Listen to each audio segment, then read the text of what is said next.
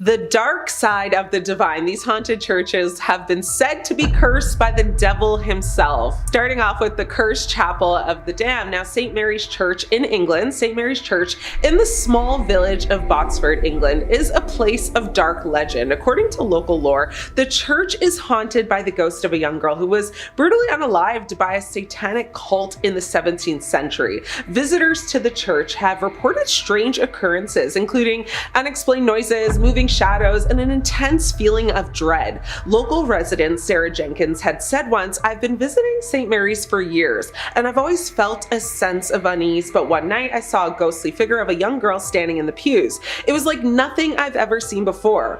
Now, the Witches of Belvoir is one of the most famous tales of English witchcraft here. In the early 1600s, Joan Flower lived in Botsford with her two daughters, Philippa and Margaret, who worked as servants for the Earl of Rutland at Belvoir Castle. Now, unpopular in their community and distrusted by the rest of the staff at the castle, the sisters were dismissed actually for stealing. Now, according to local legend, the Flower women swore revenge on the Earl and attacked his two sons and heirs to basically the earldom of witchcraft. Now, the story is immortalized in Botsford local church. The Earl's tomb, which lies inside the building, commemorates the unusual passing of the two boys, noting both of them perished in their infancy by wicked practices and sorcery. To this day, St. Mary's Church in Botsford hosts the only known tomb in England to determine witchcraft as the cause of passing. The Devil's Playground, the Cathedral of St. John the Divine in New York City. Now, the Cathedral of St. John the Divine in New York City is one of the largest cathedrals in the world, but despite its grandeur, the cathedral has a very dark history of paranormal activity. According to reports, the cathedral is haunted by the ghost of a former priest who made a pact with the devil. A visitor named Mark Davis said, "I was exploring the cathedral one night when I heard strange noises coming from the crypt. I went down to investigate and saw a figure in a priest's robe standing in the shadows. It was like he was watching me." A guide to the cathedral from 1921 suggested that it might take 700 years for the cathedral to actually be completed, since it was built by employing true Gothic building methods. However, as of right now, it appears that the cathedral will never be completed. A temporary ceiling consisting of tiles is still in place, a century after it was supposed to be demolished so that the cathedral spire could basically rise. Now, St. John the Divine claims to be the largest cathedral in the world, defined as a church that is also the seat of a bishop. Measured by length or internal volume, it is one of the 5 largest church buildings in the entire world. Additionally, it possesses the largest rose window in the United States. The window, which is the 5th largest in the world, was constructed out of 10,000 pieces of stained glass. Just south of the cathedral lies its 11.3-acre close or campus. Visitors can actually stroll through the garden where the different plants and all species mentioned in the Bible. One of the close highlights, is the Peace Fountain, which is designed in 1985 by Greg Wyatt. The fountain was created to mark the 200th anniversary of the Diocese of New York. Now, it depicts the Archangel Michael embracing one of the 9 giraffes after his defeat of Satan. The haunted Hermitage, the Chapel of the Holy Spirit, which is located in France. Now, the Chapel of the Holy Spirit in the French countryside is a small, isolated church that's said to be haunted by the ghost of a former monk. According to local legend, the monk made a pact with the devil in exchange for spiritual enlightenment. A local resident, Pierre Dupont, said, "I've been visiting the chapel for years. I've always felt a sense of peace, but one night I saw a ghostly figure of a monk standing in the hallway. It was like he was trying to communicate with me." Now, the chapel in Roux, built between 1440 and 1515, is a major example of Gothic, flamboyant Picard art. Now, the Chapel of the Holy Spirit is located in the city center on a hill and is listed in the supplementary inventory of historic monuments. It was previously known as the Chapel of the Lennox Hospital before it actually moved in 1981. According to local legend, Brother Etienne was a devout monk who basically lived in the chapel during the 17th century. Etienne was was known for his extreme devotion and his dedication to the church. However, as time went on, Etienne became increasingly disillusioned with the church and its teachings. One night, Etienne made a pact with the devil in exchange for spiritual enlightenment and a lot of power. The devil granted Etienne's wish, but at a terrible cost. Etienne's body began to wither away, and he became consumed by an intense feeling of darkness and despair. Now, several paranormal investigation teams have visited the chapel, and many have reported strange occurrences. Some have captured evidence of ghostly apparitions and unexplained noises. A paranormal investigator named Marie Martin said, "We investigate the chapel and captured some compelling evidence of paranormal activity. We believe that Etienne's ghost is still trapped in the chapel and that his pact with the devil has cursed the place." The cursed congregation, the First Baptist Church located in Texas. Now, the First Baptist Church in the small town of Sutherland Springs, Texas, is a place of dark legend. According to local lore, the church is haunted by the ghost of a former pastor who is possessed by the devil. A former congregant, Emily Wilson, said, "I was attending a service at the church when I saw the pastor's eyes turn black. It was like he was possessed by something evil. I've never been back to that church again." Of course, the First Baptist Church in Texas, particularly the one in Sutherland Springs, became infamous for the 2017 mass attack, leaving first responders and the community haunted by the horror of the event. On November 5th, 2017, a man launched an attack with a fatal weapon at First Baptist Church, fatally hitting 26 people and injuring 20 others. Now, the horrific nature of the carnage left first responders deeply affected, struggling with the trauma and the overwhelming scene. Now, the church, however, is cursed and has a long history dating back to the 19th century, and it's said to be haunted by the ghost of a former pastor who was possessed by the devil. Now, according to the local lore, Pastor Johnson was a very charismatic and influential figure in the church during the early 20th century. However, Johnson's behavior became increasingly erratic and bizarre, and many believe that he was possessed by the devil. One night, Johnson's behavior became so erratic that he was locked in the church's basement. But the next morning, Johnson was found in the pulpit, his eyes black as coal, and his voice changed to a deep, raspy tone. After Johnson's possession, strange occurrences began to happen in the church. Members of the congregation reported hearing noises, ghostly apparitions were seen, and experiencing intense feelings of just fear and dread. Now, many believe that Johnson's possession had cursed the church and that his ghost was still trapped there. Our first stop takes us to Kansas City, Missouri, and St. Mary's Episcopal Church. Here, rumors persist of a 19th century priest whose spirit is unable to find peace. This was no ordinary priest. Arriving in a city rife with anti-Catholic sentiment, his own leanings towards Catholic traditions and rumors of scandalous behavior made him a target. Accusations flew, his reputation was dragged through the mud, and ultimately his life ended abruptly by poison. But his passing was not the end for Father Jardine. Many who have been near St. Mary's late at night report an unsettling feeling of being watched. Strange footsteps echo in the empty building, and the phantom scent of incense fills the air, even when no candles are lit. Some have even claimed to see the shadowy figure of a priest with a flickering candle in the second-story window, a silent sentinel forever bound to the church he served and the controversies that consumed him. Father Jardine's spirit, forever in torment, a chilling reminder that judgment and scandal can leave an indelible mark, even in the most sacred of places. Our next destination leads us to the vibrant yet haunted city of New Orleans, Louisiana, and the majestic St. Louis Cathedral. Beneath its soaring spires and stained glass windows lurks the spectral presence of Père Antoine. This man of the cloth was a significant figure in the city's early days, even officiating the marriage of the legendary voodoo queen, Marie Laveau. But his story has a darker twist. Whispers claim Père Antoine was secretly connected to the Spanish Inquisition. Though eventually exiled and later returning as a beloved figure, some believe the weight of his past deeds, the secrets he carried, tether his spirit to the cathedral grounds. They say his shadowy figure can still be glimpsed through the stained glass windows during Mass, a silent observer of the faithful. Others claim to feel his unseen presence in the quiet gardens behind the cathedral, a lingering echo of a life intertwined with both the sacred and the shadowed. Père Antoine, forever bound to the St. Louis Cathedral, a haunting reminder that even within holy walls, secrets can leave an eternal imprint. Across the Atlantic, in Louisville, Kentucky, stands the imposing First Church of Christ Scientist. Here, tragedy has woven a dark thread into the fabric of the building. Local sightings of the Lady of the Stairs, a young woman, forever pacing the steps.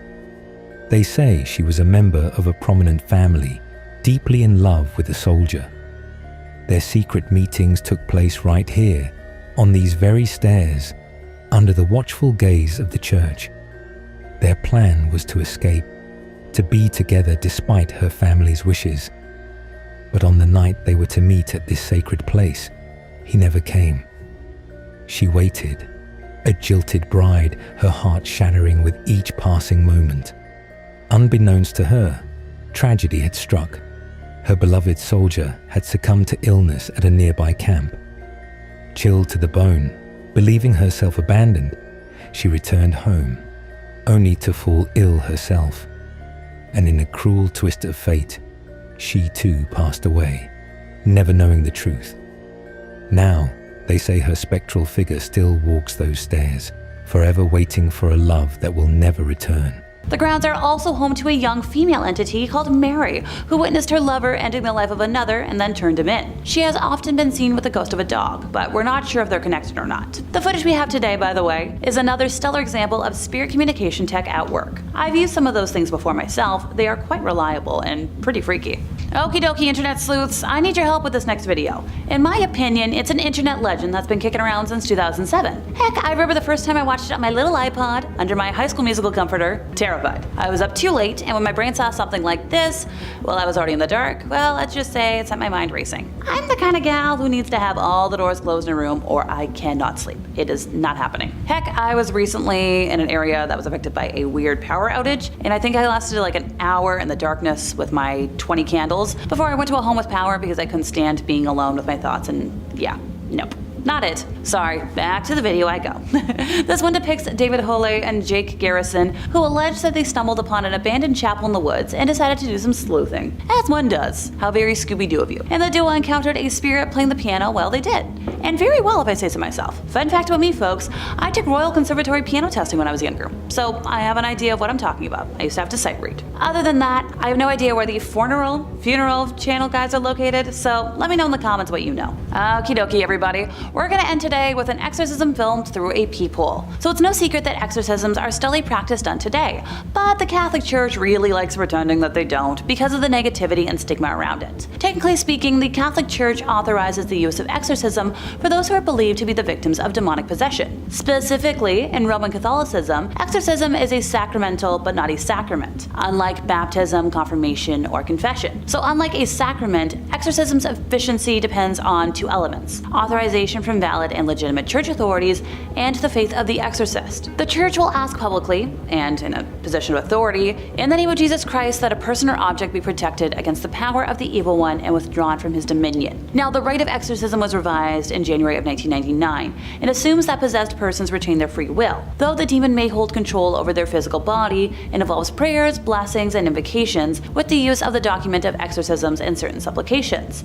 Typically, the individual will be restrained and the priest will perform a ritual of prayers to remove the evil spirits. Solemn exorcisms, according to the canon law of the church, can be exercised only by an ordained priest or higher, with the express permission of the local bishop, and only after a careful medical examination to exclude the possibility of mental illness. The Catholic Church has between 500 to 600 official exorcists, by the way, with the vast majority operating in Latin America and Eastern Europe. Now that we're all clear on the formal definition of exorcisms, let's dive into this lovely video from 2014. The ritual was captured on camera by a man who heard the shrieks of a woman inside the sanctuary and filmed it through a peephole. The incident occurred at the Assumption of the Virgin Mary Church in Franov nad Digi in February of 2014, and the church priest, Marek Dunda, confirmed the video is real, but mentioned that if something's filmed through a keyhole, he's not going to say anything about it, which, that's a dodging the question kind of answer if I've ever heard one. And trust me, I'm the daughter of a politician. He told the newspaper he carries a mandate from his bishop to perform exorcisms. He said that the group was asking God to protect and to liberate the person that was suffering, which included using a Latin prayer asking for help, and of course it helps. Look, I'm no expert on exorcism rituals. Yet. But if you have to state that of course something helps, in my personal opinion, I'm a little skeptical. It's kind of hard to tell what's happening in the video, but it appears that at least 2 people surround the woman, who can be heard screaming in agony with momentary pauses in between for the duration of the just under 2-minute long video. Daniel Chokta, who shot the video after hearing the screams, warns people in the description to watch the chilling footage while wearing headphones. When asked about the condition of the woman in the video, the priest said any details about her or her state were private. And while I'm glad the church is respecting her privacy, I just hope the poor woman has been cured and healed. The Witches of Belvoir is one of the most famous tales of English witchcraft. And if you don't know it, don't worry, that's what I'm here for. Welcome to my new favorite thing. Let's picture things together, folks. There's this old Gothic church with a towering spire surrounded by gravestones, and it's called St. Mary's Church. Sounds like the perfect setting for a horror movie, right? So back in the early 1600s, there was this woman named Joan Flower who lived there with her daughters, Philippa and Margaret. They were basically outcasts in their community, and they worked as servants for the Earl of Rutland at Belvoir Castle. But here's the thing, they got fired for stealing, and that's when things took a turn for the worse. Legend has it that the Flower women were so ticked off about getting canned that they decided to get revenge on the Earl. And how did they do it? Well, let's look at the times. Witchcraft, of course. Yeah, apparently they put a curse on the Earl's 2 sons, which were the heirs to his earldom, and well, let's just say it didn't end well for the boys. Fast forward to today, and the story is still giving people the EBGBs. This church is like ground zero for creepy tales. Inside the church, there's this tomb that commemorates the deaths of the 2 boys, and it says that they were, well, killed by wicked practices and sorcery. Fun little additional fact for y'all, St. Mary's Church is the only place in England where you can find a tomb that officially pins witchcraft as the cause of death. Which, that's a little chilling. No wonder the Pope wants to steer clear of this place. Who wants to mess with that kind of dark energy? So, next time you're in the area, maybe think twice before wandering into this church. Unless, you're into that whole haunted cursed tomb vibe. Which, I am. I don't look like it today, but I promise. Normally my cup of tea. Alright, so we're going to stay in England for this next entry and move over to St. Mary the Virgin in Clophill. Clophill? Clophill? I looked up 5 different pronunciations and they told me 5 different things, so you tell me which one's right, folks. Originally built facing the west sometime around the year 1350, it's believed to have been erected on top of a leper hospital run by monks. I'd like to take a moment to note that it was built in the wrong direction, with churches traditionally facing east, the direction from which the sun rises, which is associated with the location of heaven and the return of the Messiah in Christian religion. Altars inside of these holy buildings would face in the eastbound direction for prayers. Some have claimed that because St. Mary the Virgin faces away from God, it thus opens the doors to hell, and ergo responsible for the tale I'm about to tell. Oh, that was a good rhyme. The building was abandoned in 1848 when the rector at the time made the decision to have a new church built, instead of expanding the previous one, which was much needed due to the rapidly growing congregation. Old St. Mary's, as was dubbed by the locals, was then primarily used as a mortuary chapel, holding bodies before they were buried in the adjacent cemetery. By the 1950s, St. Mary's had become so run down that it could no longer fulfill that use, with just the outdoor walls and tower remaining. In March of 1963, the tomb of an 18th century apothecary's wife was broken into and the bones were arranged ritualistically in the middle of the church. And once again, on Midsummer's Eve of 1969, multiple women's graves were broken into, with bones being removed and rearranged once more. While the specific individuals involved in these acts were never identified, the arrangements found resembled those used in black mass rituals performed by satanic groups at the time. After the first incident in 1963, a rare decision was made to rehallow, or in more simple terms, re-bless the altar, which was left in the building in a failed attempt to protect the building from evil. Later that year, Reverend Harold Colthurst reported stumbling upon a group of men in the building that were in the midst of a mysterious ritual, being quoted as saying that the men were trying to communicate with evil spirits, chanting some sort of mumbo-jumbo. They were definitely in league with the devil. Modern-day visitors to the now landmark have reported seeing a plethora of ghostly figures during daytime, nighttime, faint lights moving about before vanishing mysteriously, along with reports of a chilly and oppressive atmosphere even during warm days. Yeah, I can see why some some religious folks might not want to go there. How about we talk about a church that might not be haunted, but still has some awfulness? Built in the late 8th century under the regime of the Sailendra dynasty, Borobudur Temple took an army of workers and 60,000 cubic meters of lava rock to construct. Yet, despite its massive size and elaborate rows of Buddha statues, it was mysteriously abandoned during the 14th century and sat in the jungle, undiscovered until 1814. It was finally restored with the helping hand of UNESCO in the 1970s, and its walls have some weird carvings depicting the tormenting of humans, beheadings, and much more gruesome visuals that throw some light on the violent buried past of the site. I can't go into detail, sadly. Despite efforts to protect the temple, a few stupas were nearly destroyed during an attack in 1985. As the site is quite near to a few active volcanoes, the temple has also received its share of volcanic dust and earthquake events. The efforts for conservation have always been made after similar events have happened though, so they're trying to keep it. In the style of a step pyramid, the temple has 6 square bases, topped with 3 circular layers and a large main stupa. Pilgrims and visitors alike follow a guided path to the top of the complex, which leads them around the monument a number of times before reaching the peak. And along the way, the path is marked by 500 Buddha statues and thousands of reliefs that depict daily life in Buddha's Java. It's not spooky, but you still don't want to go there. Devil's Domain, the Cathedral of Santiago de Compostela in Spain. Now, the cathedral in Spain is one of the most famous pilgrimage sites in the world, but despite its sacred significance, the cathedral has a dark history of paranormal activity. According to reports, the cathedral is haunted by the ghost of a former priest who made a deal with the devil. A visitor named Maria Rodriguez said, "I was visiting the cathedral when I saw a ghostly figure of a priest standing in the sanctuary. It was like he was trying to warn me of something." Now, at night, when the lights of the city are on, a shadow of, a pilgrim is said to appear on the wall of the cathedral. The story goes that a priest who was in love with a nun from the San Pau convent would meet her secretly in a passage under the stairs. One night, the priest asked the nun to run away with him, but she never came. She just didn't show up. The priest returned and waited in anguish for his love, dressed as a pilgrim, and has been waiting every night since. That's heartbreaking. You can find the shadow in the deep corner between the base of the clock tower and the royal door, behind a low fence next to the lighting pillar. There are other versions of this story, of course, including one actually about a criminal who was ordered to make a pilgrimage to Santiago to redeem his sins, but instead became involved in just more crimes. The first myth tells that this shadow is the soul of a criminal who was trapped in the cathedral. It states that a 15th century French nobleman was convicted of unaliving his father out of greed. To redeem his sins, he was ordered to make a pilgrimage to Santiago. However, far from, repenting and purifying himself, during his journey, he became involved in several conflicts that culminated in the assassination of 2 young men. When he arrived in the city exhausted and with no place to rest, he decided to sleep at the doors of the cathedral. Around midnight, though, the ghost of his father appeared to him to forgive him for unaliving him, but told him that he must pay for the demise of the 2 pilgrims. Therefore, he condemned the Frenchmen to wait eternally in the Quintana until their souls reached and finished their journey. What better place to start today's list than an old abbey? Specifically, Roche Abbey is a now ruined abbey in the civil parish of Maltby, Rotherham, South Yorkshire, England. If I mispronounced any of that, I apologize, I tried. It is in the valley of Maltby Beck and is administered by English Heritage. It's also listed in the National Register of Historic Parks and Gardens. The abbey was founded in 1147 when the stone buildings were raised on the north side of the beck. The co-founders of Roche were Richard de Busely, likely the great-nephew of the first Roger de Busely, the Norman magnate builder of Tickhill Castle, and Richard Fitzgerald.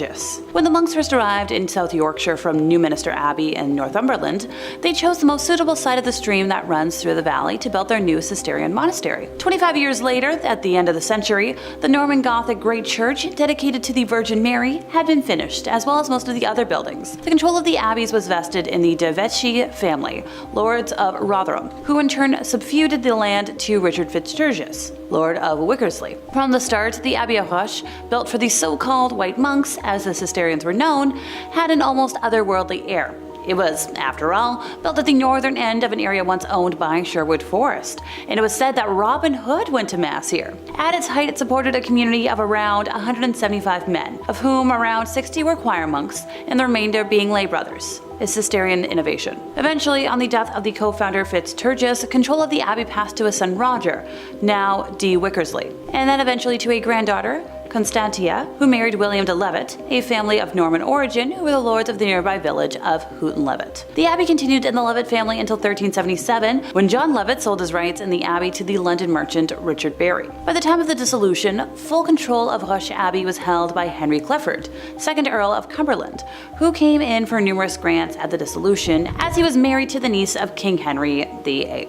Back in 2021, members of the Conisbrough Paranormal Research Association were adamant that they had spotted a spooky monk at the old abbey. Dean, age 38, from Conisbrough, said that they had been up there taking photos, and the most interesting one was near the first gatehouse. They had found that one of the pictures, which had showed a monk from the chest up, with an orb, like a ball of energy, and the photo showed the outline of his head and a hood. Now, they were still going through the photographs at the time of the articles, because they took up to 1,000, but they were pretty sure it was a monk that would have lived there in the 12th century, when it was still an abbey. So the footage we have today was from the Haunted Finders channel here on YouTube, where a group of investigators had their equipment pick up a lot of spirits still kicking around on the grounds. Time to move over to Ness Church for a little change of pace, and maybe I won't bungle up as many words. Eerily surrounded by gigantic fields, this church is so rural that Google Street View didn't even have documentation of it by 2019. Hell, as of the time of my recording of this, they still don't have a Street View option. There are other roads nearby that have been covered, but nowhere near the church. Like we got like here, the church is over here, none of this. If that isn't ominous enough, I don't know what is. Originally organized as the Norwegian Evangelical St. Johan's Congregation of Meeker and surrounding counties in 1861, Ness Church, located in Litchfield, Minnesota, is said to be one of the most haunted locations in the state. This tiny country church is said to be haunted by the spirits of settlers killed during the Sioux uprising of the 1860s. In the nearby town of Acton, a handful of young locals shot and killed 5 settlers, including a woman and her daughter, and all 5 are buried there. The incident sparked a violent conflict that ended with a mass execution of 38 Dakota residents in Mankato, a dark chapter in Minnesota's history. Some folks have reported the lights of the church come on by themselves and apparitions spotted on the premises. Avid ghost hunters frequent the grounds, and back in 2015, there was actually an instance of 4 people breaking into the church and being charged with felony burglary and criminal damage to property. Church officials tried to curb the trespassing and unwanted break-ins by offering guided tours. The video in question today seems to show an apparition caught on camera. You let me know what you think in the comments. Back to abbeys we go, with Kirkstall Abbey next up on the docket. The picturesque ruins have been drawn and painted by artists such as J.M.W. Turner, Thomas Girton, and John Sell Cotman. Kirkstall Abbey was acquired by the Leeds Corporation as a gift from Colonel North and opened to the public in the late 19th century. The gatehouse became a museum, which is now part of the Leeds Museums and Galleries group. The English houses, of which there are remains at Fountains, Rievaulx, Kirkstall, Tintern, and Netley, were mainly arranged after the same plan, with slight local variations. Situated just outside of Leeds, Kirkstall Abbey still stands to its full height and for centuries offered a peaceful existence for the monks who lived and worked there. However, daily life could be harsh, and like any community, it was not immune to intrigue and mystery as religion developed. With over 800 years of history, this abbey attracts many visitors and is considered one of the oldest attractions in the region. During the dissolution of the monasteries under King Henry VIII, this abbey was emptied and its remains were left behind. Now, after that dissolution, sightings of ghosts have become common, and by the 19th century there were reports of ghostly apparitions in the nave of the church. One witness claimed to have seen a funeral procession of somber men, clad in white, proceeding slowly. Now, the abbey is also famous for its repeated haunting manifestation of a former abbot that walks around the building that has now been converted to the Abbey House Museum, although you're more likely to hear him moving around than you are to see him. Some also believe that there is a mad monk who haunts the abbey after his brother was killed by highwaymen on his way back from the Fountains Abbey, which is another abbey in Yorkshire. Mad with guilt and despair, he began carving his brother's initials into the abbey grounds that can apparently still be seen in small bench nooks around the ruins even now, and he continues to walk around the abbey to this day. We now journey north to Manitoba, Canada, and the seemingly serene saint. Andrew's on the red, but don't let its peaceful facade fool you. This historic church is said to be haunted by not one, but 2 unsettling figures. Who are they? Some say they might be former community members, their spirits unable to find rest. Others speculate they could be Captain William Kennedy and his wife. Their story now woven into the very fabric of this haunted place. The church itself seems to hold its breath, with reports of the antique pipe organ playing by itself when no one is there. And those who dare to venture near at night speak of glowing red eyes that drift through the cemetery trees, watching, waiting. St. Andrew's on the Red, a place where history and the supernatural collide, a chilling reminder that some stories and some spirits never truly fade. Our final stop brings us to the ancient heart of London, England, to St. Bartholomew's Church. Within the ancient walls of St. Bartholomew's Church, a figure is said to roam, the ghost of a monk named Raher. This was no ordinary cleric. In the 12th century, Raher, a man known for his charm, experienced a powerful vision that led to the very founding of this sacred place. But his connection to the church didn't end with his passing. Centuries later, during renovations, Raher's tomb was opened. Inside, his skeleton lay undisturbed, still wearing his monk's sandals. And here's where the tale takes a truly unsettling turn. It's said that a workman, in a moment of thoughtless folly, took one of Raher's sandals, bones and all. Days later, the man returned, pale and shaken, claiming a sudden illness had befallen him. He returned the sandal, but the damage was done. Legend now chills the very stones of St. Bartholomew's.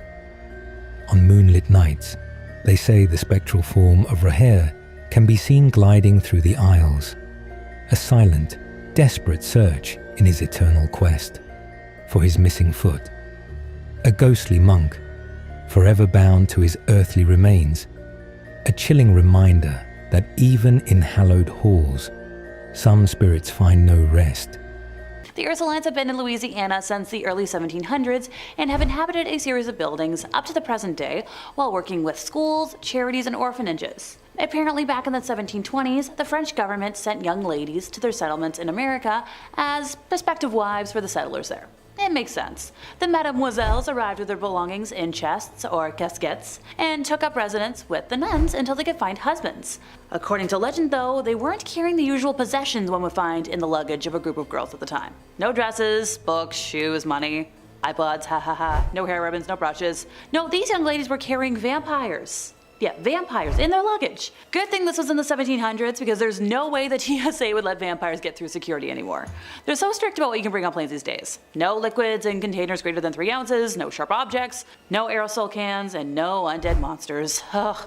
And here I was hoping to bring a vampire back when I go to the States in a couple of months. Anyways, the legend suggests that the girls were permanently locked in the 3rd floor attic of the old convent with their unusual carry-ons. And to this day, the superstitious locals believe that the vampires sneak out of the convent to feed at night. Although how they sneak out of a building they were locked in is beyond me.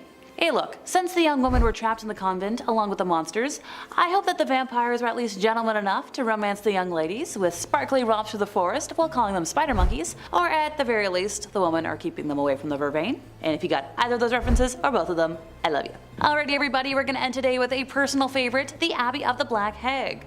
Locally known as St. Catherine's Abbey, or simply as Old Abbey, it's located roughly 2 miles east of the village of Shanagolden, in the townland of Old Abbey. Can you guess where it got its name? One of the earliest recorded nunneries in Ireland, with its first official record being around 1298, this place was built on land donated by John Fitzthomas, and has the typical layout for abbeys of its time, with the dining hall, cells, isolated meditation areas, and other rooms still able to be identified amongst the ruins today. During the 15th century, there was a major battle for supremacy in the area between the Earl Fitzgerald and the prestigious Butler family, of which the earldom of Ormond belonged. It got to such an extent that the local bishop was known to pray for peace between the families at masses. During one of the nightly attacks, Earl Fitzgerald attempted to get his wife to safety, but as he was pulling her onto his horse, an arrow pierced her thigh, shattering the bone and spraying red bodily fluids. As he rode on, the countess appeared to have succumbed to her injury, leading the earl to seek sanctuary at St. Catherine's. The heartbroken man was certain his wife had passed,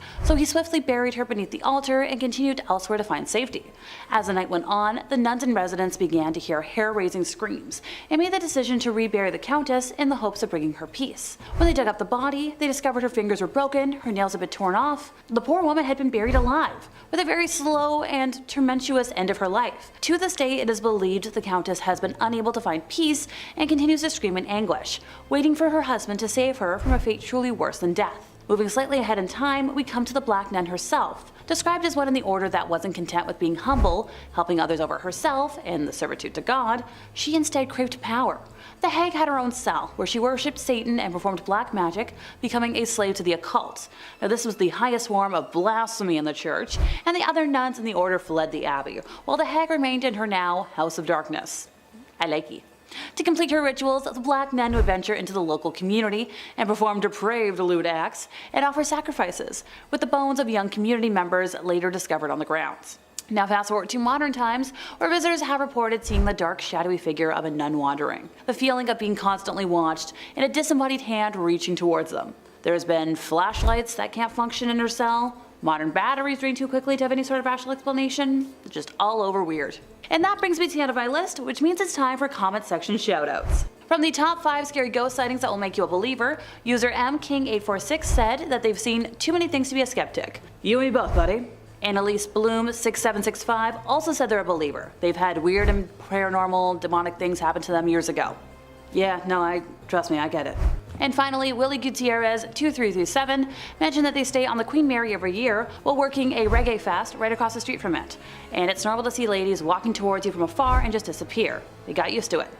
Well damn, I guess I need to book a trip. Okay, I think I'm going to start off today with the Emanuel Baptist Church in San Francisco. Now this place was cursed from the start. In 1878, the church moved from a rented hall on 22nd and Folsom to more permanent digs at 22nd and Cat. Now a short time later, the church's first pastor, Reverend Charles Hughes, slashed his own throat with a straight razor. His replacement chose a more common method of ending it all and fired an explosive into his own head. 2 ministers, 2 lives ended early. You'd think that mission residents would have burned the place to the ground after that and called it a day, but the church just kept trucking. The congregation moved to a new building on Bartlett Street between 22nd and 23rd in 1890, and things stayed quiet for nearly 5 years. When the Reverend John George Gibson took over the church in 1984, his predecessor had 0 issues. But the curse came back, and this time it was gorier than ever. On Saturday, April 13th of 1895, a group of church ladies was decorating the pulpit for the next day's lavish Easter Sunday celebrations, when one of them found the red fluid-drenched body of a young woman in a small library storeroom. The girl had been harmed physically, and her remains had been cut and hacked, according to the Spokesman Review of Spokane, Washington. The victim had also been gagged by the assailant with a part of her underclothing that was jammed down her throat with a sharp stick. At first, the churchwoman thought the body was 21-year-old Blanche Lamont, a popular member of the congregation who had been missing for 10 days. However, the body was later identified as Minnie Williams, a woman who liked the church enough to journey from Alameda by ferry for services. Lamont only stayed missing for another day though, before a search of the church grounds uncovered her body at the top of a rickety staircase in the church's ominous bell tower. She was stripped of her clothing with her hands clasped upon her chest, according to sources. Unlike Williams, Lamont was not mutilated beyond the marks of fingers that had been pressed deep into the tender flesh and the damage done by 11 days of decomposition. The cursed church could now add a double homicide to its litany of misfortunes. Police quickly arrested Theodore Durant, a medical student and superintendent of Emanuel Baptist Sunday School, who was identified by several eyewitnesses as the last man seen with both victims. He denied killing the 2 women, but Williams's purse was found in Durant's coat during a search of his house. A pawnbroker later testified that Durant had tried to sell him one of Lamont's rings days after her disappearance. The jury found him guilty in just 22 minutes on November 1st of 1895. After the killings, mission residents called for the cursed church to be burned to the ground, but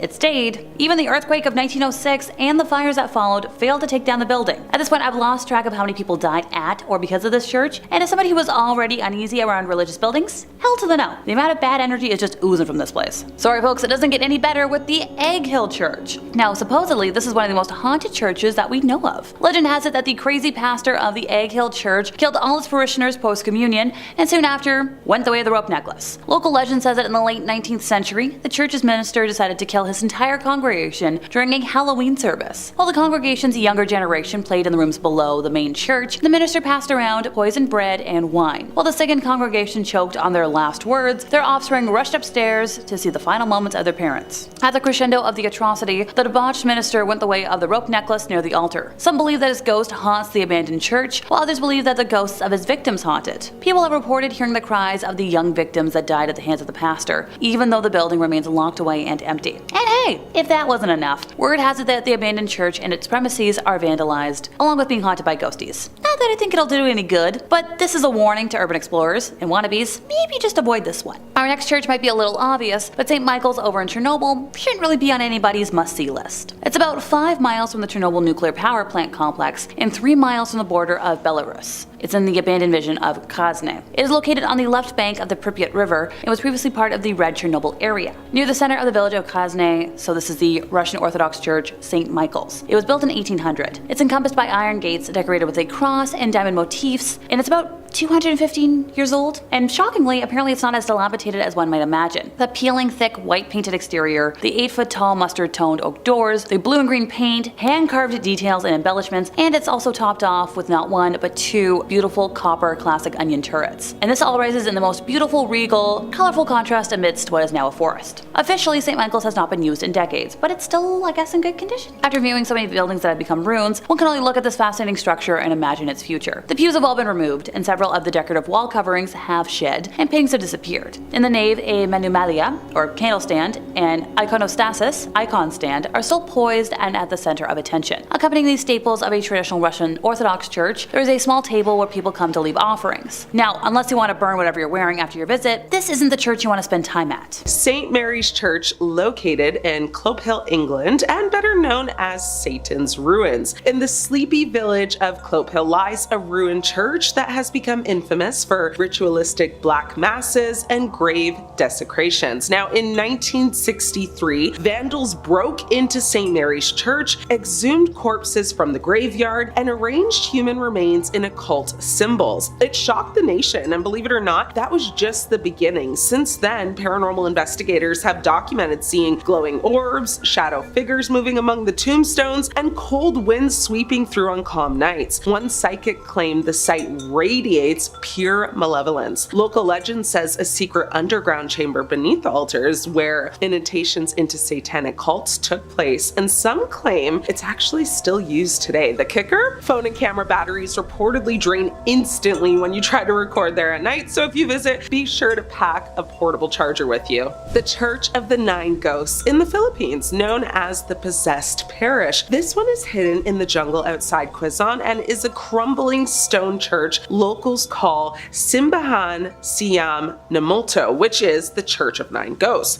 It's said to be haunted by 9 priests who were unalive during World War II. The church is now abandoned, yet travelers swear they've seen ghostly robbed men lined up in the pews just silently watching. Creepy, right? One backpacker took photos and later found 9 blurred figures behind her in every single image, and that's despite her being alone. There's even an audio recording where a woman's voice whispers "Bumalik ka," which is Filipino for "come back." Paranormal groups that investigated the scene reported sudden nausea, burns on their skin, and full body apparitions. Now, many refused to return there, so with that in mind, my recommendation is to not go. Old St. George's Church in the Czech Republic. Now, this one is known as the Living Statues. In 1968, the ceiling collapsed mid-service at Old St. George's Church in Lakova. Now, that incident sparked whispers of a curse, and eventually, the building was actually just left to rot. Now, years later, an artist installed dozens of ghostly statues resembling mourners frozen in prayer, but visitors that go say the statues actually move. Some turn their heads, others disappear entirely,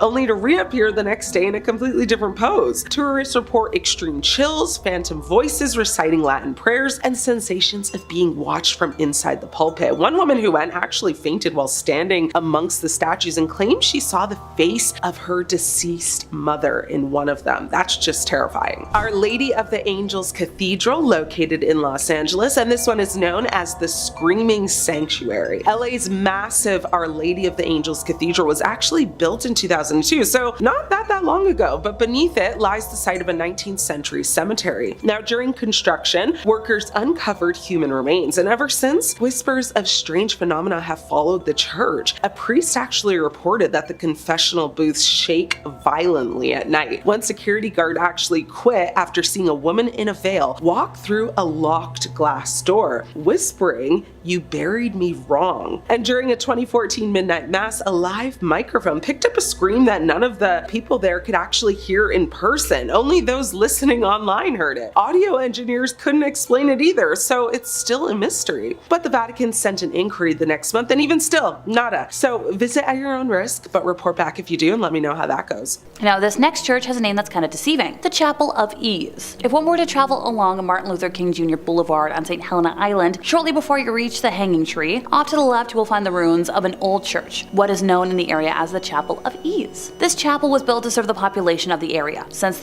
where everything was at the time, it was too far away from the parish church in Beaufort to attend Sunday services. Building of the chapel commenced in about 1740 using tabby construction materials. The St. Helena Chapel of Ease was ideally situated for the planters of the island. By 1812, it had been granted the designation of parish church. Then on November 4th of 1861, Sunday services were interrupted by a messenger who brought news of the impending invasion of nearby Beaufort by Union troops to a Captain William Oliver Perry Fripp. Fripp's ancestors had been designated to maintain the building and upkeep the chapel, as John Fripp III had left £500 for the purpose in 1780. A year earlier, Edgar Fripp and his wife Eliza had taken their place in a mausoleum built for them in the adjacent graveyard back in 1852. Built by Charleston stonecutter W.T. White, it remains on the property today and seems to still be in good condition. According to a diary written by Thomas B. Chaplin on April 13th of 1852, said vault was a fine affair and did not have to wait very long for its occupants. The Yankees broke it open during the war, hoping for treasure, so it's somewhat out of order, but to this day it still looks cute. The chapel was destroyed in a horrendous fire that happened after the Civil War. Now today, the ruins in the graveyard remain. The vault still remains out of order though. The planters left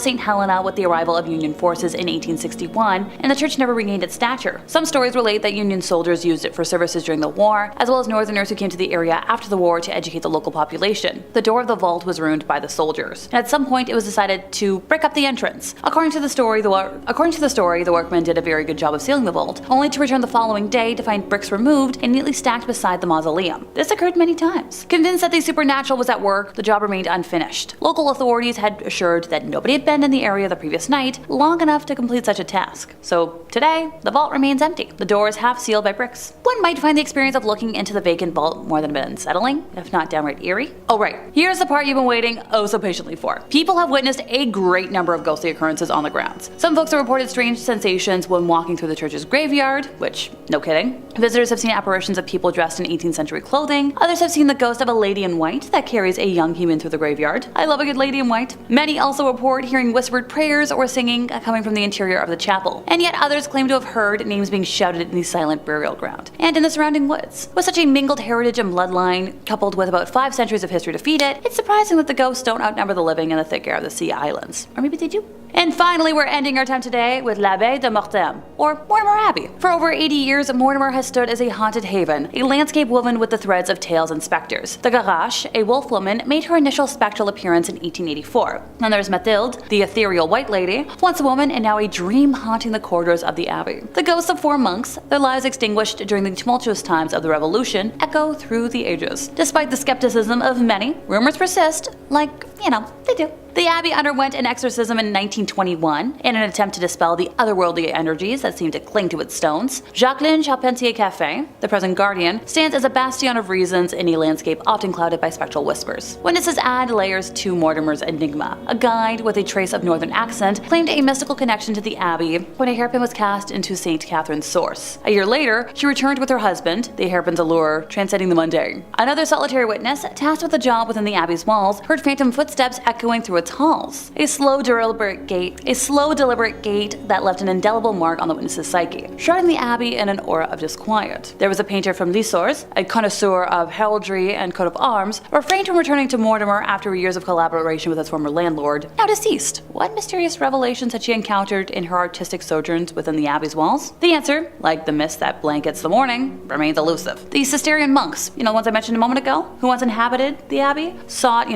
simplicity, nothing crazy, no luxuries. But They have a heated chapel behind the pantry. That kinda doesn't make sense with their vows. A peculiar warmth persists in that space, unaffected by the harsh winter outside, a subtle defiance of the laws of nature. Oh, by the way, in the winter, snow doesn't stick around to this location. Vegetation grows very early, and a true well-being emanates from there inexplicably. Also, Mortemer resists any kind of excavation attempts, as if guarded by the unseen forces that haunt its grounds. Prohibitions of the past, such as curtailing weddings and banquets by 2 in the morning, still are in place today. The spirits also mess with the phone lines, and so much more, to the point where it's no surprise to me why priests wouldn't really want to frequent this place of worship. Borgvattnet Church in Sweden. This one has a pastor that never left, reportedly. Now, the Borgvattnet Church in northern Sweden is so haunted, it was actually converted into a hotel for ghost hunters. Built in 1876, the rectory was home to many pastors who all reported violent poltergeist activity, and one claimed he was even thrown from his chair by invisible hands. Visitors who go here hear crying babies, doors slam on their own, and chairs that are rocking by themselves. Now, a photo from 1981 reportedly shows a woman in 19th century clothing floating in a hallway. Now, if you stay the night, you're actually given a certificate, but most don't actually make it until dawn. So one woman locked herself in the bathroom for hours, saying something was trying to crawl into her body. So you literally get a certificate if you make it. It's kind of like when a burger joint gives you a prize if you finish their like 20-pound burger in 30 minutes. Honestly, I love a good challenge. This one seems worth it to try. I mean, I'm not gonna go, but you go and come back and tell me if you made it. We'll be waiting. Stull Church in Kansas, USA, which is also known as the Devil's Gateway. Now, the Stull Cemetery and church are so feared, some locals won't actually say its name out loud. Legend says a hidden staircase beneath the church ruins leads directly to hell, and that the devil himself rises there twice a year, once on Halloween and once on the spring equinox. Now, the church was mysteriously torn down in the 90s at some point, but stories persist. Visitors have seen hooded figures appear behind gravestones and then just vanish. Electronics fail instantly, and one woman claims her unborn baby stopped kicking in her belly during her visit and only resumed movement when they actually left the grounds. So that's creepy. Even Pope John Paul II reportedly diverted his plane around Kansas to actually avoid flying over Stull. So yeah, this one is a no for me. I'm good. Notre Dame de la Garde in Marseille, France. Now, this is the Church of Unanswered Prayers. Known as the protector of sailors, this basilica in Marseille has a dark undercurrent. During storms, prayers are basically offered here to keep boats safe, but locals say if your prayer is rejected, you'll know instantly. Several fishermen have gone missing at sea after visiting the church and reportedly mocking its sacredness. Now, inside, people have heard whispers in Italian or Latin despite no one being nearby. A journalist caught a photo of what looks like a black shadow with horns looming in the upper gallery. Some visitors describe being overcome with grief and dread despite, entering feeling completely normal. Locals say the church knows who you are and what you've done. I don't need my dirty laundry aired out, so I'm gonna pass on this one. Poveglia Island Church in Italy. Now, this is the island of no return, as you know. Now, off the coast of Venice lies Poveglia Island, once a quarantine zone for plague victims and later home to an asylum. The island has a crumbling church where the bell tower still rings, even though the bell was removed years ago. Legend says a doctor who basically tormented patients threw himself from the tower after claiming he was being dragged to hell by ghosts. His body was never recovered. No one lives there now. Locals say if you try to set foot on the island, you'll never feel clean again, whatever that means. And some believe the church was never holy to begin with, only built to hide the evil beneath it. Churches are meant to be places of peace, right? Forgiveness and light, but these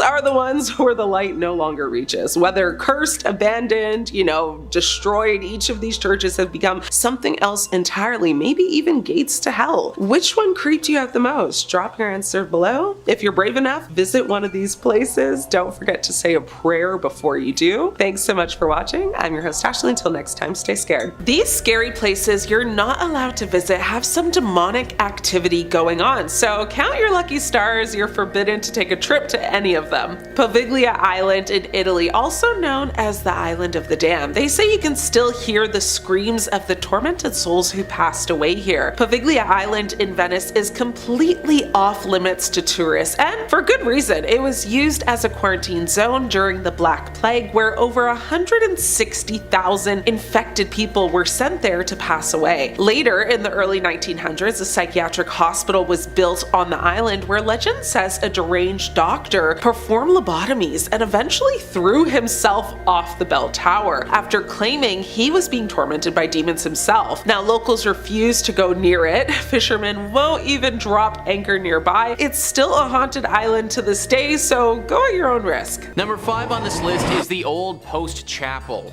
This chapel is located in the Arlington, Virginia cemetery and is definitely one of the most haunted churches in the world.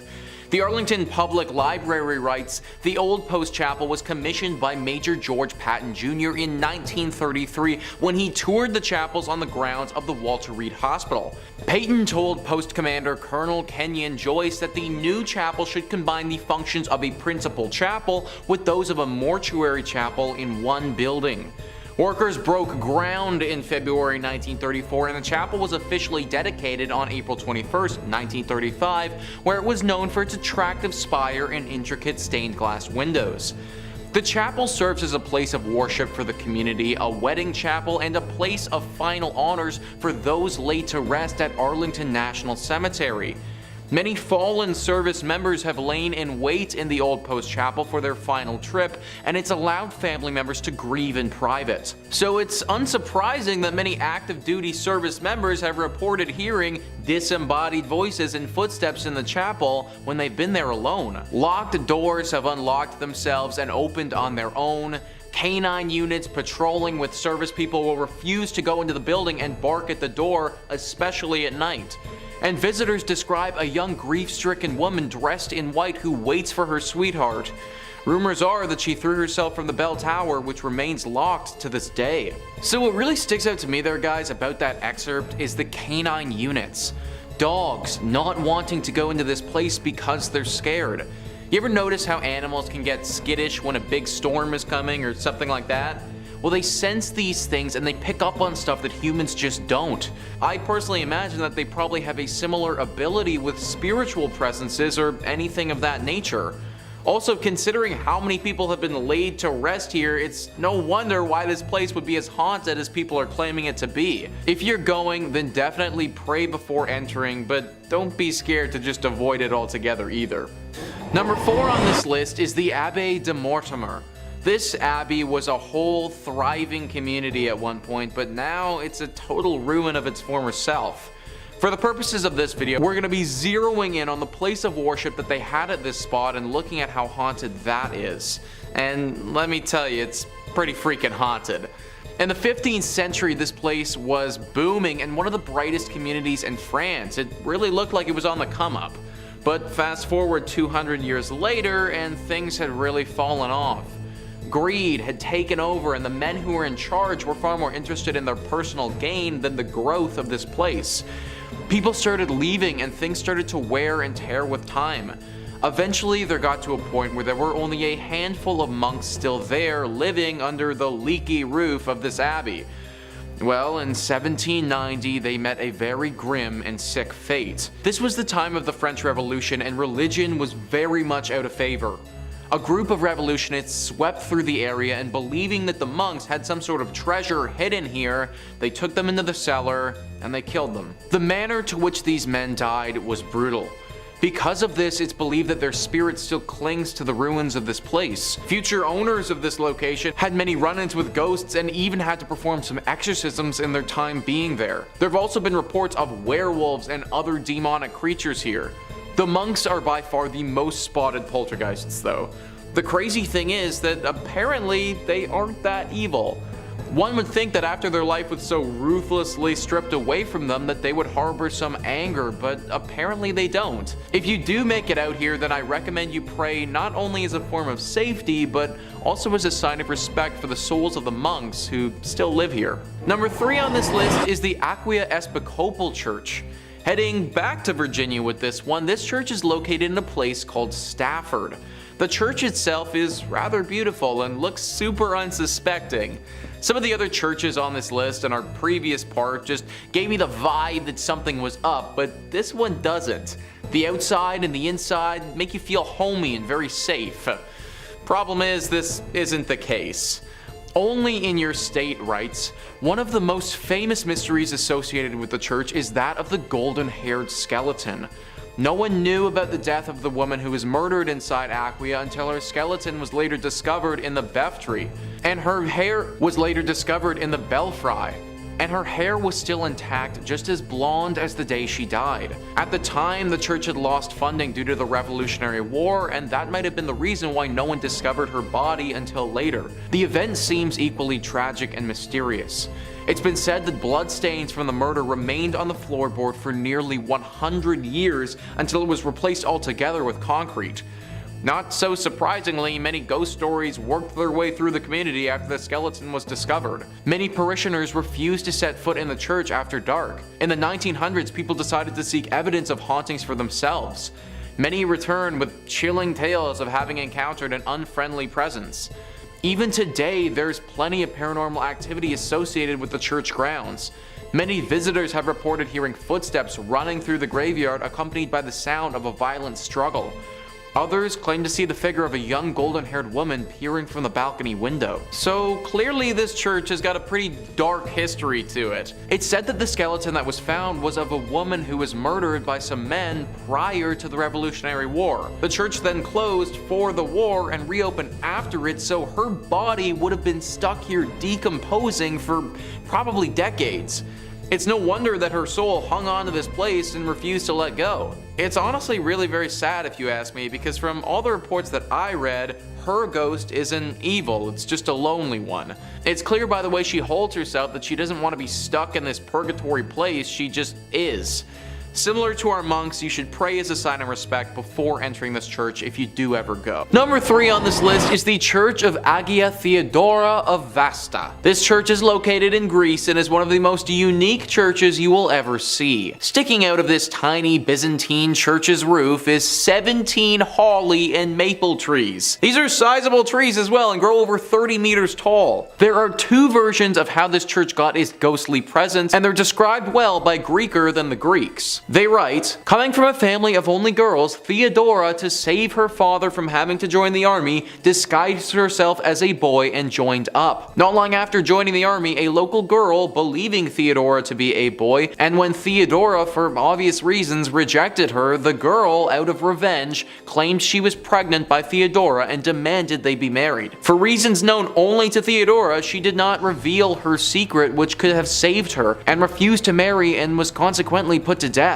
Version 2 is more or less the same, only this time, Theodora, again disguised as a boy, joined a monastery as a monk. Why she didn't save herself trouble and join a nun's monastery is not known, but anyway, a nun from a nearby monastery fell in love with the monk Theodora, the ending then being the same. Before her execution, Theodora prayed, "Let my body become a church, my blood a river, and my hair the trees." On the very spot where Theodora was executed, a spring gushed forth and grew to become a river which still exists today, as the river which flows beneath the tiny church. So guys, if that legend holds true, then not only is this church haunted by a ghost, but the actual church itself is a ghost. This whole thing was made up by the spirit of Theodora and therefore is basically a living church. Locals have said that because of this reason, the water that flows through this river has some exceptional healing properties and can cure many ailments. Considering this church may actually be the spirit of a person who has passed, I highly recommend saying a prayer before you enter. Number 2 on this list is the Templo Mayor ruins. So a church is typically defined as a place for Christian worship, but if we loosen up the definition a little bit and just make it a building or landmark where people would have worshipped higher beings, then the Templo Mayor ruins can certainly qualify. This temple is one of the most haunted places in Mexico, and for good reason. Gaurav Gupta writes, "This archaeological site in Mexico has a blood-soaked looked past. It is a haunted Aztec civilization site that has made its presence felt through the time. Around 4,000 people were brutally killed to please Aztec gods. The priests would cut out the beating hearts from the victim's chest and then throw their lifeless bodies on the stairs of the Aztec temple. Aztec's last emperor made his last stand against invading Spanish armies before he was tortured and killed. This Aztec is now a museum, and tourists report strange, sensational feelings and sightings of shadow figures. 4,000 people were likely sacrificed here. That is just an insane number of people to have died over the years. Not to mention the fact that a battle took place here, and that would have caused more loss of life in great numbers. Needless to say, the spirits of those that passed have never really left. Glowing orbs are always spotted at this place, especially in the evening. Some people have also felt contacted by the dead before. Like they go into a deep trance and get a vision of something to come or something happening in a totally other life. From my research, they've had a hard time explaining it, but they know that something paranormal has touched them. Some locals have even noted a bright light flashing up into the sky at this place before. It happens very infrequently and doesn't seem to have any rhyme or reason to it, but every now and again you can spot a beam of light blast into the sky. I don't think it's unbelievable to think that this place is deeply haunted with all of the death that's happened here. From my reading, it seems to be decently safe to visit if you go during the daytime, but I'd still say a prayer to those that were lost here. And finally, number 1 is the Chapel of the Dead. This one is really interesting because it's actually a crypt underneath a big church. The Chapel of the Dead, or the Capuchin Crypt, is located in Italy, and it's underneath the Santa Maria della Concenzo dei Cappuccini Church. This church is located in Rome and was built in the 1600s. The church itself wouldn't be haunted if it wasn't for the 3,700 skeletal remains that are found underneath it. Yeah, that's right folks, this Chapel of the Dead has a bunch of dead in it. The remains of these dead are everywhere along the walls and represent different rooms of this underground chapel. There are 6 different rooms that comprise this chapel, and they are as follows: Crypt of the Resurrection, the Mass Chapel, Crypt of the Skulls, Crypt of the Pelvises, Crypt of the Leg Bones and Thigh Bones, and Crypt of the 3 Skeletons. Crypt of the Pelvises, guys, that's an actual thing. I feel like I don't need to go into detail about what sort of remains hang along the walls in that room, but yeah, that's an actual thing. And listen to what Wikipedia writes about the last room, the Crypt of the 3 Skeletons. The center skeleton is enclosed in an oval, the symbol of life coming to birth.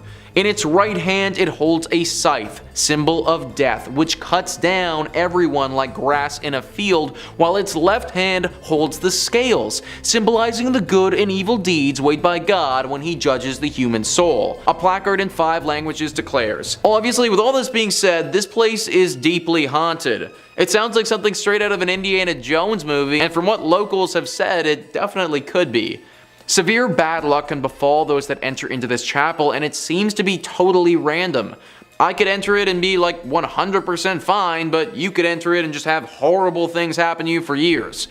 It's a really interesting place to read about, but definitely not the sort of place I'd recommend visiting. Number 5 on this list is the Borobudur Temple. Borobudur Temple is located in Indonesia and is frankly extremely beautiful. It's located on the island of Java and is one of the biggest Buddhist temples in the entire world. It truly looks like something from a legend or from something directly out of an Indiana Jones movie. Now, it was built many hundreds of years ago, between 780 AD and 840 AD during the Selandria dynasty. There's a lot of lore that surrounds this temple and a ton of mystery. Located in a very remote location, it kind of got forgotten about for several hundred years. Then in 1970, it was almost rediscovered by UNESCO, and it was decided that they would try and rejuvenate it to its former glory. Now, during the process of rediscovering this beauty, they also rediscovered the darker side of this place, which has people believing, at least at one point, the devil may have been hiding here. Gruesome visuals etched into the interior of this temple depicting some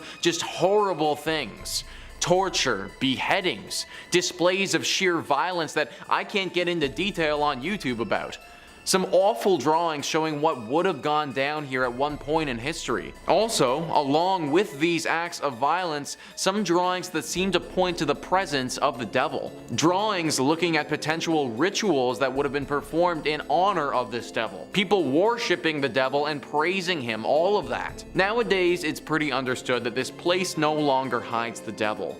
But for several hundred years, it's very possible this could have been a bit of a stronghold for either the devil or another evil spirit. Number 4 on this list is the Chernobyl Church.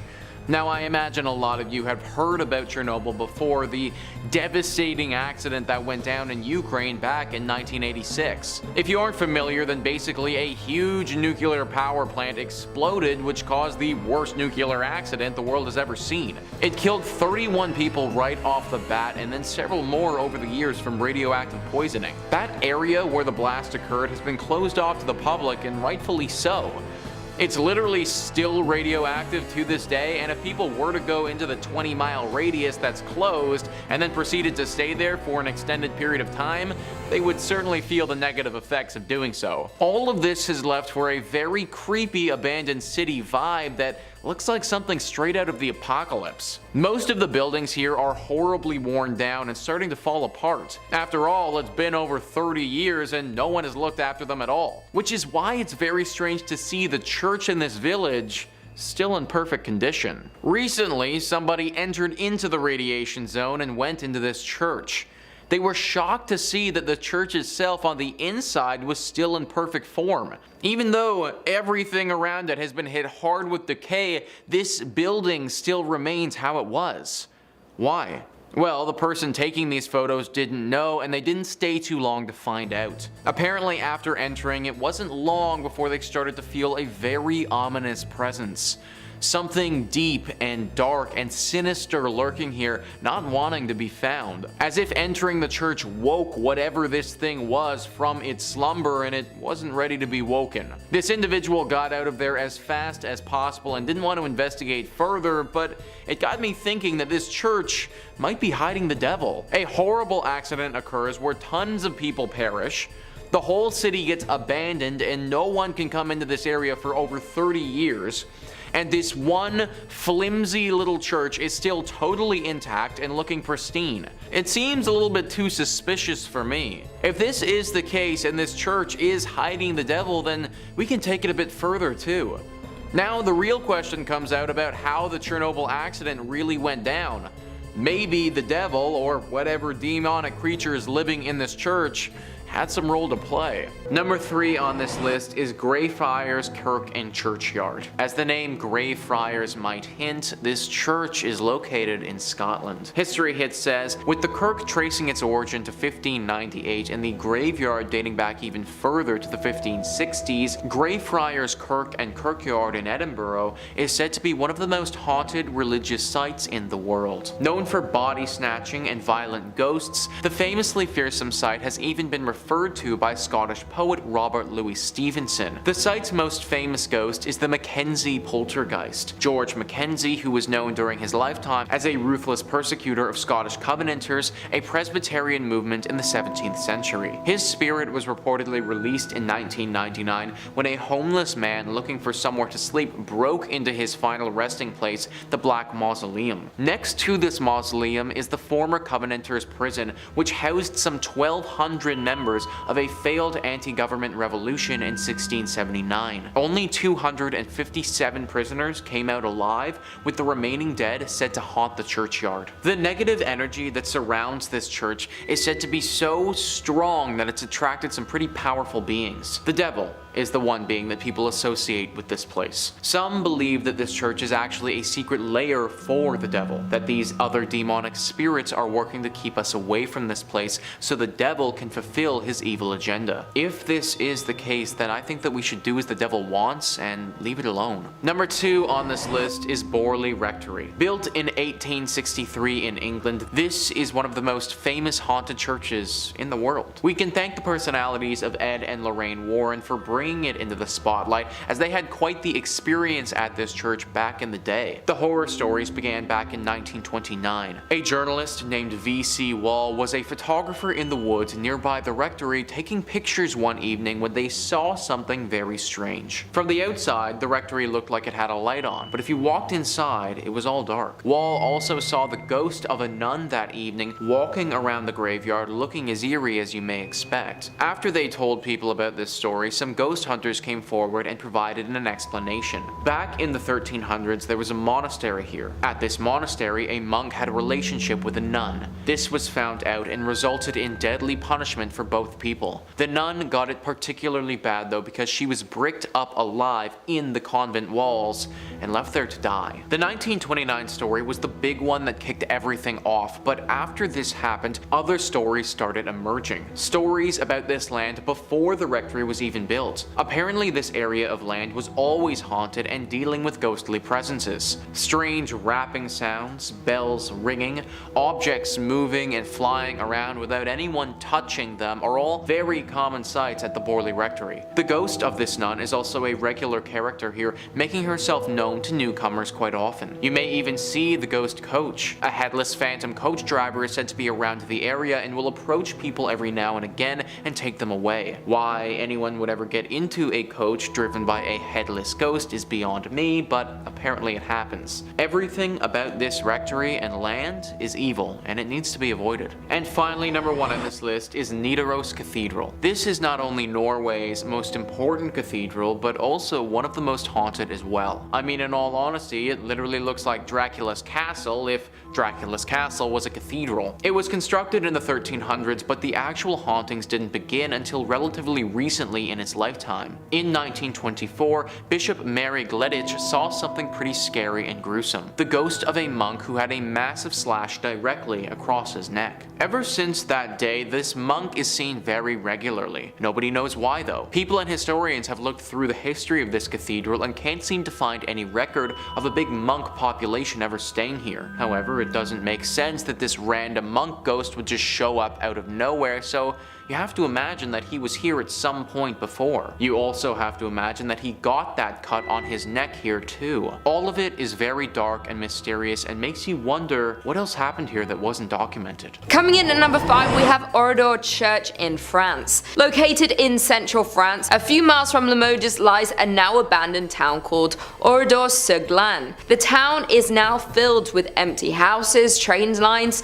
that are out of order and a sign of tragedy. With roadside walls pocked with bullet holes, fire marks, scorching stone houses, the church roof has gone through some massive explosion. This tragedy happened on June 10, 1944, when Adolf Dieckmann received information from members of the Vichy regime that SS officers had been captured and were being held by members of the French resistance at Borobudur-sur-Vaires. Dieckmann led his team to Borobudur-sur-Glane intent on revenge. Whether he went to Borobudur-sur-Glane instead of Borobudur-sur-Vaires on purpose or whether he mixed up the two towns because of the similarity in their names is something we will never know. The men of the village were quickly rounded up, then herded into a variety of surrounding barns and garages as the women and children were confined to the local church. Then a gas explosion was placed in the church and lit aflame. There was only a handful to survive the tragic accident that happened at the church of this town. With all the lives lost in the church and surrounding town of that night, it is said to be haunted by many spirits. As some witnesses report, as they stand at the church's windows at night, they see the dark spirits of the people who lost their lives walking through the ruined village's deserted streets. At the state, they often smell the aroma of burning wood and flesh as it lingers over this abandoned village. Until recently, the new residents would leave gifts along the border of the village of the martyred as a peace offering for the spirits that still haunt the church. In the end, we will never actually know the reason behind the attack upon the Borobudur Church on June 10, 1944, though some think there was an evil entity or spirit upon the church that coerced the attack to happen. Coming in at number 4, we have St. Mary the Virgin, England. In an English village, you'll find the Church of St. Mary the Virgin, built around 1350 just outside the main settlement. The church in Clophill, Bedfordshire was abandoned for around 170 years after it fell into disuse in the 1840s. There are a few odd things about this ancient little church, the most significant being that it was supposedly built facing the wrong direction. Churches are traditionally oriented to face east, the direction from which the sun rises, which in the Christian religion is associated with the location of heaven and the return of the Messiah. Churches are positioned with the altar facing east so people will pray in that holy direction. Some have claimed that because St. Mary the Virgin Church faces away from God, it thus opens its doors to hell. Indeed, the church has a long history of reported hauntings and supposed satanic rituals. The 14th century church was reported reportedly used for satanic rituals in the 1960s. As rumor has it, bones were dug up and arranged in satanic patterns. A paranormal investigator has speculated that some kind of black magic was performed at a church in Clophill, making it one of the most haunted places in Bedfordshire. The investigator explained that there's definitely something strange going on at the church, and this personal view is that it's down to black magic practices held there. He explains that he has also had many people confess the terrifying experience that they've had with the church. One filmmaker told the investigator that he saw a dark shape that was extremely tall coming towards him. The filmmaker and his colleague ran when he felt something grab his arm, even though he couldn't see anything. Once police arrived to the scene, instead of laughing the claim off, they congested that they've spent a lot of time guarding the abandoned site, as many people experienced the same thing. Over the years, many people have reported seeing strange things near the church, from mysterious hooded monks to tall dark figures. Number 2 on this list is St. Nicholas Church. Hey, it's me. It just so happens that my church is haunted by a dozen spirits. Great. List first says St. Nicholas Church is practically haunted by default. That's because the village of Pluckley, its home, is reputably the most haunted locale in all of England. The Kent village is home to the Watercress woman, who occupies the Pinnock Bridge, and to the ghost of a schoolmaster who committed in front of his pupils. According to a conservative estimate, Pluckley contains no fewer than 12 active spirits. The church itself is said to be the home of both the beautiful ghost of Lady Daring and the Lady in Red, a ghost who searches the adjacent churchyard for her lost baby. The ghost of a former miller who worked in the area is also said to haunt the churchyard in search of a long-lost love. Also, the ghost of a monk at nearby Greystone's house is also said to be seen during the night. Finally, visitors to St. Nicholas have reported seeing lights in the church's windows when no one was inside. So we have another church with just a plethora of horrible things. Someone taking their own life, a missing a man who has lost his loved one. My question is, why did all of this happen at this one church? Like, what really caused all of this to transpire in the first place? Are we just supposed to believe that it's all coincidence, or is there actually something more afoot here? I think that's the real secret, and sadly, I don't know if we're ever going to be able to find the true answer. And finally, number 1 on this list is St. Andres on the Red. Just that name alone, on the Red. Like, of course this place had to have some dark secrets. List first says St. Andrews on the Red, completed in 1849, is located in the town of Selkirk, which is more or less a suburb of Winnipeg. It's the oldest stone church in Western Canada, and it may be the region's most haunted thanks to the spirits of former plague victims. Other apparitions are said to populate the church's graveyard. Eyewitnesses have reported seeing a ghostly man clad in black and a mysterious woman in white. Also, a disembodied pair of red eyes have startled the visitors in the past, while a ghost car has been noted not far from the church's main entrance. If you're thinking about visiting the church or graveyard, be wary. Those who've claimed to have seen the various apparitions also reported having terrible nightmares the following nights. Most of these nightmares apparently involved the gates of the cemetery,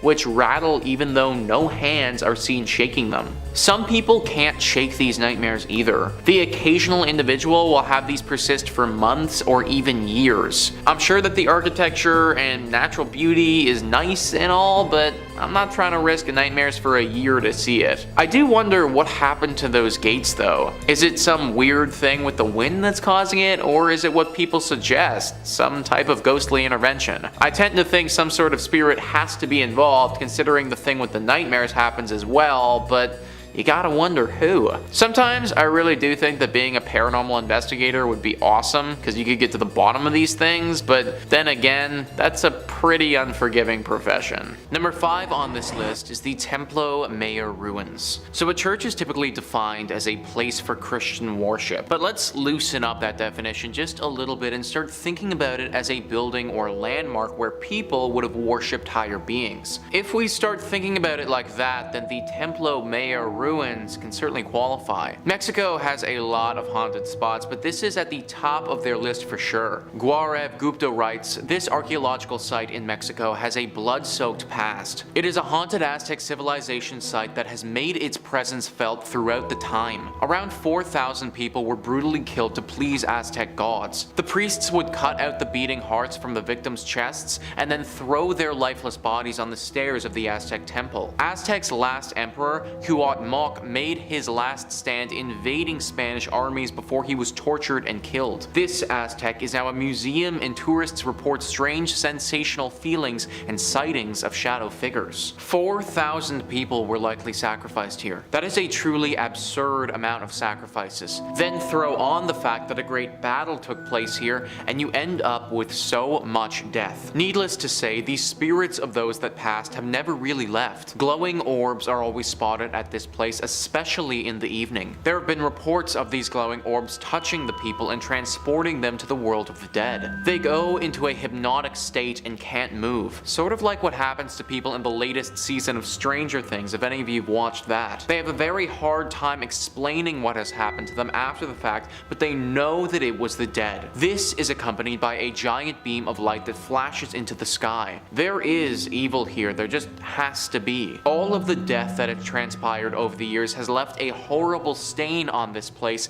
and evil has congregated here. No one knows what type of evil or what spirit is behind this, but just know that this is a scary place that you should probably avoid. Number 4 on this list is the Ness Church. Ness Church is a Norwegian church that is no longer operating. It's a collection of ruins now and a very popular spot for ghost hunters. The ghost hunters have discovered that electronic equipment or your standard cell phone isn't going to do so hot in this church. For whatever reason, the second that you bring anything like that in, it just completely shuts down. If one wants to have an electronic device here, then it needs to be specifically made to withstand strong spiritual energy. The most popular myth surrounding the ghostly presence that resides here is a priest named Jacob Christian Finnegan. This was a priest who presided over this church from 1800 to 1837. Apparently, he suffered a very grim fate here along with his children. It's thought that he and his children were killed by an evil gang who came through the church looting it. They killed the priest and then, ever so cruelly, bricked his children up and left them to die. This is only one variation of the tale though, because one legend actually says that the priest did this to his kids himself. Regardless of which one is historically accurate, they're both pretty bad. The screams of these children are frequently accompanied by the sighting of this priest. It's said that he will stalk those who come here and follow them around, giving them a horribly uneasy feeling. It's very likely that if you go by yourself,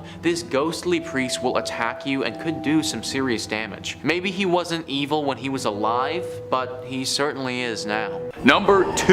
The Borley Rectory. The Borley Rectory is an old London estate that has the unique distinction of being considered the most haunted building in the United Kingdom. No big deal, or anything. Almost immediately after its construction, stories of hauntings started to creep out. One of the first local legends says that in the 12th century, a priest and a nun had a naughty little affair, and when they were discovered, the nun was bricked up and left to rot in the nearby church. Since then, they say that her spirit roams the rectory. In 1900, 4 daughters of the then estate owner all said that they saw a nun wandering around the estate late at night. They tried to talk to her, but got no response back, just a scary ghost stare. The family claimed they'd see this nun around the property, and on one occasion they thought they saw the spectral apparition of a horse-drawn carriage with a headless rider, some real Sleepy Hollow stuff. From there on, there was all these reports of bizarre sounds or strange shadows creeping out the corner of your eye. In 1927, the estate changed hands as the original family owning the estate had all passed on, and a new family, the Smiths, had moved in. Shortly after, they discovered a human skull in the cupboard in a brown bag. Which is not a great housewarming gift, to be honest. They reported poltergeist behavior, unexplained footsteps, lights flicking around them, and the same sightings of headless specters. Now, they only lasted 2 years, not being down for any of the hauntings or skulls in cupboards, any of that business. And the next family, the Foysters, didn't have much better luck. They had objects flying around their home, and on one occasion claimed their daughter was attacked by something truly horrible. They moved out as well. And the last owner of the rectory would be Captain Gregson, who accidentally lit the estate ablaze while unpacking, although insurance claims they think the fire was started intentionally, perhaps in a desperate attempt to cast away whatever evil has been trapped in the Borley Rectory for so long, or perhaps he unintentionally unleashed it out into the world. Time will tell. At number 1, Mortemer Abbey. Mortemer Abbey is a monastery in the forest of Lyons, France. A real old church built in 1134 on marshland. near the stagnant water of the drainage lake. The monks dug it out to try and dry the marshy land around the Fulbrock stream, which was called the Dead Pond. In French, Meltmal, which is where the name comes from. You can kind of hear it there. Mortemer, you know. Perhaps it's this history of being built on a dead pond is why Mortemer Abbey was doomed to be haunted. Now, the abbey flourished for centuries, but over time started to become claimed by the passage of time, and it fell into decline and disrepair. In the 17th century, there was an attempt to try and rebuild the abbey and recapture its former old glory, but the decline was already pretty present and had set in by that point, and by the time of the French Revolution, only 5 monks still remained in the abbey. Eventually, the abbey would collapse entirely and go private, and in 1863, the abbey would find itself in the hands of a rich Parisian family, the Delarues. Mr. Delarue moved his wife and his sons into the abbey, but soon discovered they weren't the only tenants. While walking the lawns, the young people of the house saw a light from the library. As if by an invisible hand, these hatches unfastened, their handles turned, and the windows and doors all opened. The paintings on the inside of the abbey turned themselves around and steps thundered out into the halls, and nobody moved out immediately after. I would have started looking for new real estate right then and there. But one night the young Delarue, Charles, had his fiancée over to come see the estate that would become her new home in marriage. She was offered the guest room, but found herself terrified during the night when she couldn't sleep because she was too busy being tormented by mysterious sounds and objects around the room that were hurling themselves around, being possessed by something. Having had, quite frankly, enough, like I think any of us might have, the young suitor announced she would never live in this house, called off the entire marriage, and hurried back to Paris tout de suite, where there were plenty of handsome young men asking her hand in marriage who didn't live in old haunted estates, okay? That's the message to take away from this. Get the love you deserve, and the love you deserve is not in a haunted house. In 5th, we have the Most Holy Trinity Church in New York, built sometime between 1882 and 1885 on land that previously served as a graveyard until 1853. According to local rumors, not all of the bodies residing there were exhumed from the graveyard, and the spirits of those left behind still inhabit the grounds to this day. The church property covers an entire city block, and it is said that there are false closets leading to bricked-up doorways, tunnels, and random sub-basements throughout the church and convent. There are also mysterious passageways on the upper levels of the church, where legend says only priests are able to enter. The church's rectory was built in 1872 by its second pastor, Monsignor Michael May, who later passed in his room on the second floor. Priests who live in the rectory have used that space for mainly a guest room ever since, as no one has ever been willing to live in it on an ongoing basis. Guests have experienced lights being switched off and on, hearing strange noises, and the sound of a person walking back and forth while trying to sleep. Phantom footsteps have also been heard on the staircases in the building, and dogs who were once kept as pets in the rectory would stare in a trance-like state down the basement stairs, as well as into the dining room when the building got cold. In 1897, a parish bell ringer named George Stull's life was taken in the vestibule of the church. Though there was a suspect in the case, a former parishioner who would later be executed for an unrelated ending of life, no one was ever convicted of the crime. The red fluids of Mr. Stull's, as well as the red handprint of the killer, is believed to still be on the wall in a stairway leading to the bell tower. George's ghost still roams the church and is believed to be the reason why the bells will ring suddenly, vowing not to leave until his death has been solved. Moving on to our 4th place position, we have the Aquia Church of Stafford, Virginia. While the congregation was established in 1711, the physical parish wasn't built until 1751. It was a gorgeous brick building built on a peaceful hilltop with a 2-story crucifix floor plan, which otherwise known as a cruciform, which was considered a rather unusual style for colonial churches. Aquia was built to replace 2 earlier sites of the Overwharton parish, which were constructed around 1680. The inside of the church burned down in 1754 and was not rebuilt until 1757. It was then shut down from the Revolutionary War until the Civil War due to lack of funding, before reopening as a stable, campsite, and hospital for Union forces. It was during this closure that a young blonde woman was traveling the dark country roads, rural Stafford County, when a group of highwaymen accosted her. This time period was full of exasperated uncertainty from the war, and with it a severe lack of resources, food, and money. Men would wait hidden on the side of roads to steal the valuables from people walking or riding by their hiding spots. She ran from the men to the sanctuary of the church, but was only able to hide for a little while before they broke inside and ended her life. Her body was hidden in the tower, and the men were never caught. It wasn't until after the Revolutionary War ended in 1775 and the church was ready to reopen for services that what was left of her was discovered. A skeleton with golden blonde hair that was as intact as if she had been freshly slain. The red fluid that spilled on the floor from her death was impossible to remove. Despite using every trick known to man, the stains remained in the tower for well over 100 years, until during a modern renovation when the redness was covered up by concrete. With the facility still being in use today, members of the church have mentioned hearing footsteps walking around at all hours of the day and will break into a frantic run around the church at night, but no one is there. Noises can be heard in the empty tower, with some saying it sounds like a struggle, others describing a groan, whistle, or even a call for help. Many have also mentioned seeing a transparent woman in the church's windows, on the balcony, or even in the graveyard, dubbing her Blonde Beth after the hair of the skeleton. In the 1900s, brave people would try to stay overnight at the church, but were chased away by what they described as an unfriendly presence. A custodian working in the graveyard saw a ghostly woman's face floating above the graves, while another man saw a woman smiling at him through the balcony windows before she vanished. In the middle of this creepy sandwich, in third place, we're taking a closer look at St. Mary the Virgin, located on the outskirts of Clophill, England. Originally built facing the west sometime around the year 1350, it's believed to have been erected on top of a leper hospital run by monks. I'd like to take a moment to note that it was built in the quote-unquote wrong direction, with churches traditionally facing east, the direction from which the sun rises, which is associated with the location of heaven and the return of the Messiah in Christian religion. Altars inside of these holy buildings would face in the eastbound direction for prayers. Some have claimed that because St. Mary the Virgin faces away from God, it thus opens its doors to hell, and ergo responsible for the tale I'm about to tell. The building was abandoned in 1848 when the rector at the time made the decision to have a new church built, instead of expanding the previous one, which was much needed due to the rapidly growing congregation. Old St. Mary's, as was dubbed by the locals, was then primarily used as a mortuary chapel, holding bodies before they were buried in the adjacent cemetery. By the 1950s, St. Mary's had become so run down that it could no longer fulfill that use, with just the outdoor walls and tower remaining. In March 1963, the tomb of an 18th century apothecary's wife was broken into, and the bones were arranged ritualistically in the middle of the church.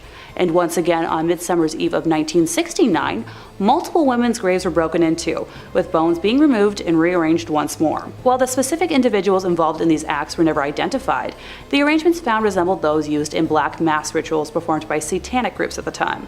After the first incident in 1963, a rare decision was made to rehollow, or in more simple terms, re-bless the altar that was left in the building, in a failed attempt to protect the building from evil. Later that year, Reverend Harold Colthurst reported stumbling upon a group of men in the building that were in the midst of a mysterious ritual, being quoted as saying that the men were trying to communicate with evil spirits, chanting some sort of mumbo-jumbo. They were definitely in league with the devil.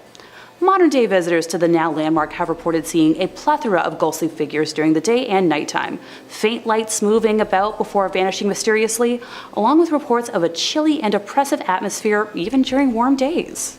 Number 2 on this list is the Borley Rectory. This is sometimes referred to as the most haunted place in all of England, so it definitely deserves a spot on our list. The rectory, which for those who don't know is a Church of England, was built in 1863. For a bit over 50 years, nothing out of the ordinary or spectacular happened here. It was just a normal rectory. The horror stories didn't take place until 1929. A journalist named V.C. Wall was with a photographer in the woods nearby the rectory taking pictures one evening when they saw the weirdest thing. Apparently from the outside, the rectory looked as if it had a light on within it, but the second that you walked inside, that light disappeared.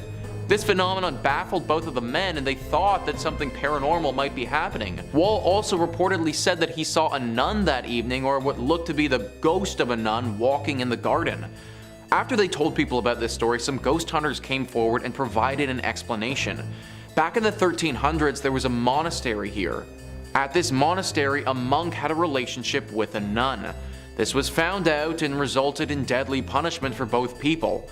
The nun got it particularly bad though, because she was bricked up alive in the convent walls and left there to die. The story from V.C. Wall brought this place to the public's attention, but apparently ghost stories have been told here from long before as well. Sightings of paranormal creatures have been seen and talked about dating back before the rectory was even built on this land. Clearly this whole area is just inherently cursed and this rectory just happens to be built on it. Strange rapping sounds, bells ringing, objects moving and flying around without anybody touching them. These are all very common sightings at the Borley Rectory. The ghost of this nun is also a regular character here, making herself known to newcomers quite often. If you happen to get really lucky, then you may also see a ghost coach with 2 horses and a headless coachman. Maybe lucky is kind of the wrong word to use here, but this sighting is a lot rarer and doesn't come out to everybody. Either way, the Borley Rectory is way too haunted and should probably just be avoided at all costs. And finally, number 1 on this list is St. Paul's Episcopal Church. This church and the grounds that it resides on is haunted by a number of different ghouls. It's located in the Florida Keys and has seen many a tragedy in its days.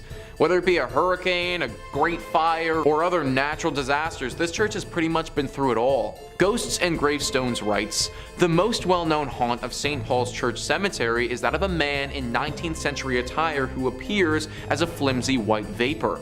Many believe that it's the spirit of Fleming himself who seems upset. Is it because his gravesite was disturbed so many times throughout the years by all the reconstructions? Nobody knows for sure, but his apparition has startled many. Another spirit that seems to roam the graveyard is a sea captain who appears to take great pleasure in frightening visitors. And beware of the ghost of a man who was legendary for driving the pirates out of Key West. His spirit is angry and ready to taunt, and those who've encountered his apparition say that even on a day when the weather is calm, violent winds come rushing through a tree that sits right next to his grave." John Fleming, the ghost that they talk about there, was the initial owner of this land and died on the property. His wife donated said land to be used for the church, but apparently her husband's spirit never left. The story behind the sea captain is unknown. Why he's come here or what happened to him is all a mystery. One thing is for sure though, he is a very dangerous ghost, and many visitors have reported being assaulted and terrified by him. This is definitely one of those churches that I would again avoid altogether. Number 5 on this list is Hallstatt Karner. Hallstatt Karner is one weird church, man, let me tell you. I'm all about unique and cool decorations, but human body parts?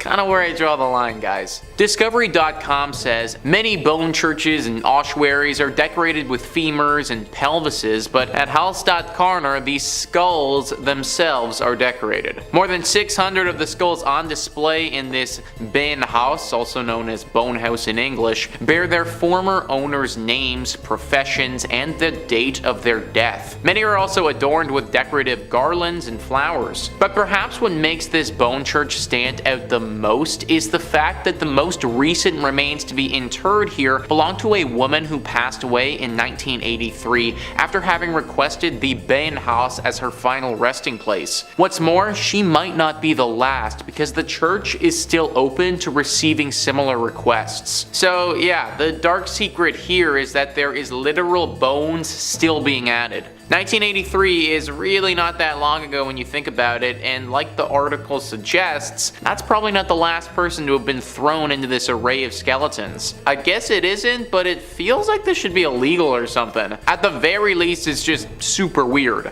Like, why is a bunch of dead bodies and bones and stuff bringing anyone closer to God? Isn't the whole point of church to connect with your spiritual side? Not get grossed out by a bunch of dead people who you might have even known at one point. The church is located in Austria and has got to be one of the scariest churches in that country for sure. Unless you want your bones to be added to some religious display, I would stay away from this place. Number 4 on this list is the St. Louis Cathedral, a beautiful church like many on this list, which is riddled with spirits. List first says, like the city it serves, the St. Louis Cathedral in New Orleans is a font of strange myths and legends. Originally built by the city's French rulers, the modern cathedral wasn't completed until the 1850s. According to lore, the ghosts of the old structure came along for the ride. One of the cathedral's better known ghosts, Père Dagobert, was an 18th century priest. Dagobert was renowned for his kindness, especially his willingness to treat the poor and terminally terminally ill. During the 1760s, several members of his congregation decided to revolt against the city's new Spanish rulers. The mainly French and Creole rebels successfully pushed the initial Spanish force out of the city, but a larger force later managed to claim New Orleans for the Spanish king. Infuriated by the earlier rebellion, Irish-Spanish governor Alejandro O'Reilly decided to not only execute the rebels, but also leave their rotting bodies on the doorstep of the St. Louis Cathedral. As a devout Catholic, Dagobert could not stand by while Catholic bodies were so roughly treated. After failing to get O'Reilly's permission to properly bury the bodies, Dagobert led a funeral procession down to St. Peter's Cemetery and placed the slain men in unmarked graves. Dagobert's successor, a Spanish priest named Pierre Antoine, is also said to haunt the cathedral. More intriguingly, Antoine's friend, voodoo priestess Mary Laveau, who often prayed at the church during her lifetime, is also considered to be one of the many spirits inside the cathedral. So we got voodoo priestesses, unmarked haunted graves, multiple spirits of bodies that were buried improperly. This church is just one big mess. Many people think that there are also a bunch of other secrets that this place has that we don't know about. Like this was a spot for a secret society hundreds of years ago who performed some very questionable rituals, and that's why this place is as haunted as it is. Whatever really happened here, we know it was dark and we know that it left its mark. Number 3 on this list is Greyfriars Kirk and Churchyard. This church is located in Edinburgh in Scotland.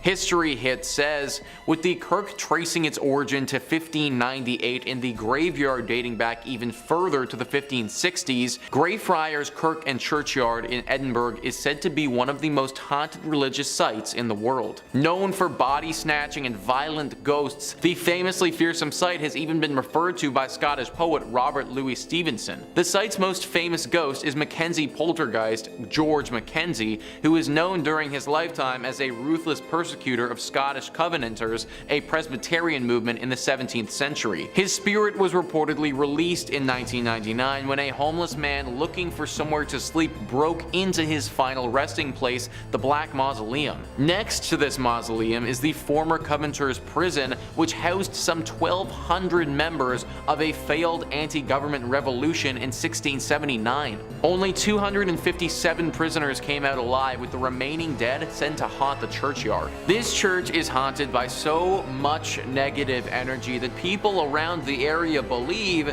it's actually attracted the devil. Basically, all of this evil has gotten the devil's attention, and it's possible that one of those evil spirits that's hiding out is the devil in disguise. It's also believed that the devil may have released all of these demonic spirits to keep people away from this place, as he's doing something sinister.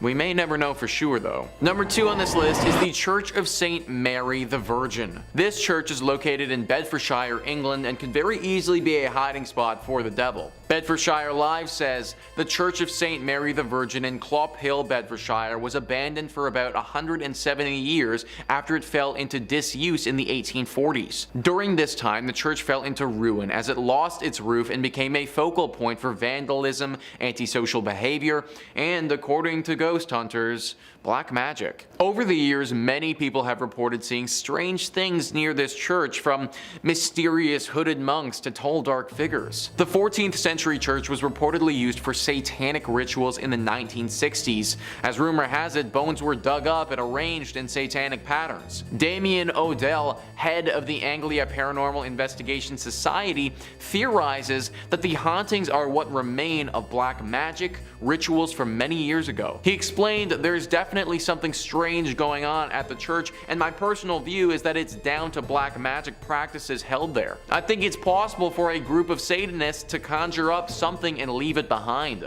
A sort of guardian or elemental. He added, if this is the case, it certainly does its job because it frightens the living daylight out of people. Other theories speculate that it's haunted because it's facing the wrong way. Churches traditionally face east, the direction from which the sun rises, which is associated with the location of heaven. However, because St. Mary the Virgin faces away from God, it's said to have opened up its doors to hell. Many locals have thought that this church is the literal church of the devil because of all the sightings sightings and the fact that it's facing towards hell rather than where it should be facing. Even if it isn't the devil that is here, it's clear that there is some sort of demonic presence for sure. Personally, I would avoid this church at all costs if I was you.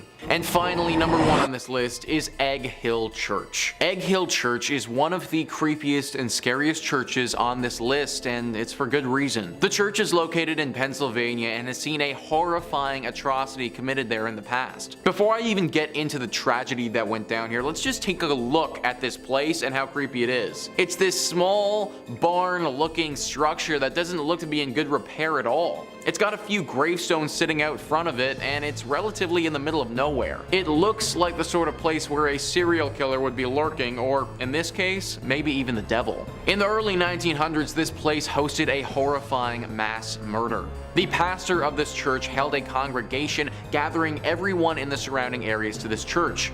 When they were all inside, he chained the door shut and murdered everyone. He wasn't just interested in his visitors though, because right after he was done with that, he took his own life as well. This was obviously a major shock to the community when it happened, but even to this day, it's left people baffled. The pastor apparently never showed this sick and sadistic nature in his character before, and this act of terror came out of thin air. That's why people have speculated before that he may not have been acting by himself. It's very possible that it was him in the flesh but not in the mind, that his body was simply acting as a vessel for the devil or another spirit as they did this. To this day, locals avoid this place and claim that there is a dark force that haunts it. Maybe it's the devil just sitting, waiting in this church for his next helpless victim to wander inside. Number 5. St. Mary the Virgin Church. Clop Hill, England. I gotta say, that sounds like it's a fake place, like where Sir Topham Hatt lives. Well, not only is it real, but it's home to a bone-chilling haunted church, St. Mary the Virgin Church. Now, St. Mary was built in 1350 outside the main settlement of totally real place Clop Hill. Traditionally, churches are built facing the east. I didn't know that. It's so it can align with the sun rising, which in Christianity is associated with heaven and the Messiah. Churches have their altars facing east, so you pray in that holy direction. Well, St. Mary's just had to be a little different, and this church is facing the west, facing away from God. And it's why some people believe the church is hosted to evil spirits, as facing west means they've shunned God and opened their doors to the devil. Paranormal investigators have strongly suspected the church as being host to satanic rituals. As the church fell into disuse, it became a popular spot for vandals, and if you believe the legends, black magic. In 1963, a local couple saw 2 people wandering around holding a human skull, which definitely I think would cause you to look twice. The people told the couple that they had found the skull in St. Mary's, where it had been jammed into a wall. When the couple went to investigate, they found on the floor a breastbone, pelvis, and leg bones, all laid out in a pattern used for black mass. Pretty spooky. Scattered cockerel feathers and tracings of 2 crosses filled in red were found inside the church as well. And as if that wasn't slightly unnerving enough, they also found that 6 graves of women in particular had been tampered with as well. All signs seem to be pointing towards some dark rituals happening at St. Mary's Church. Common sightings at the St. Mary's Church range from smaller scale things like strange screeching during the night or hearing the bell going off despite being long abandoned, and the more threatening reports seeing tall, dark figures wandering the ruins of the church, perhaps getting themselves ready for another ritual, or perhaps they've been contacted by a ritual and are arriving. Only thing I know is I won't be checking out the midnight mass there anytime soon. And if you're interested in way more scary stories of all manners, cryptids, conspiracies, churches, hauntings, aliens, we've got a little bit of everything at Top 5 Scary. So click on through, find something to get cozy with, and subscribe, and make sure you hit that bell so you catch all of our videos as they drop. But do all that stuff at the end of this one, okay? Because we got way more haunted churches for you coming right up. Number 4. Our next entry on the list today is going to be the Aquia Episcopal Church. And if you haven't said that, try saying that 10 times fast. I dare you. Located in picturesque Stafford, Virginia. The church has 200 years of history to it, which means it's also got approximately 200 years worth of ghost stories to study. When the church was first built way back when in the 18th century, it was stained by an unfortunate tragedy. You see, the surrounding areas were exhausted by war and the lack of resources food and money, and as such, brigands would take to the dark country roads to attack innocents during the night for whatever they had on them. Well, one young woman was hiding from a gang of highwaymen and marauders and sought out the church as a safe haven. Unfortunately, the bandits eventually caught up with her and she met an untimely end. Now, these men were never caught for their crime, and her body was not found for hundreds of years, left there to rot and decompose. And many believe that because of this, her spirit is tied to the church. And there have been several reports of hauntings ever since the discovery of those accursed bones. Visitors mention hearing footsteps frantically scattered around at night. These footsteps break into a run, but if you go searching, you'll never be able to find anyone attached to them. Voices can be heard in the room where she was attacked, some saying it sounds like a call for help or a painful scream of a struggle. Some go so far as to say they saw a transparent apparition of the woman in the church's windows or on the balcony. One story comes to us from a custodian who worked the graveyard shift there in the 1990s, claiming that he saw a ghostly woman's face floating above the graces, and says that he saw her smiling at him through the balcony windows before she vanished. One last one on this church. In the 1990s, to celebrate the bicentennial anniversary, the church sent out an invitation to a group of Civil War reenactors to fight a mock battle on its ground. During the night, one of the reenactors was complaining that there was a red and orange light that was flickering the entire night during the church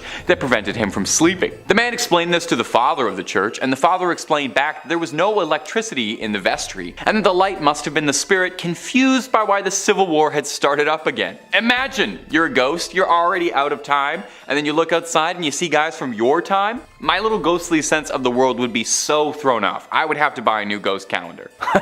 Number 3. Monaster Nagayal de Duff, or Abbey of the Black Hag if you don't got all that time. Wow, you see that? You see what that church is called in that little chyron below me right now? I'm just supposed to pronounce that with my lips? Okay, it's also called the Abbey of the Black Hag, and that's what we're going with. We're not calling it that other thing.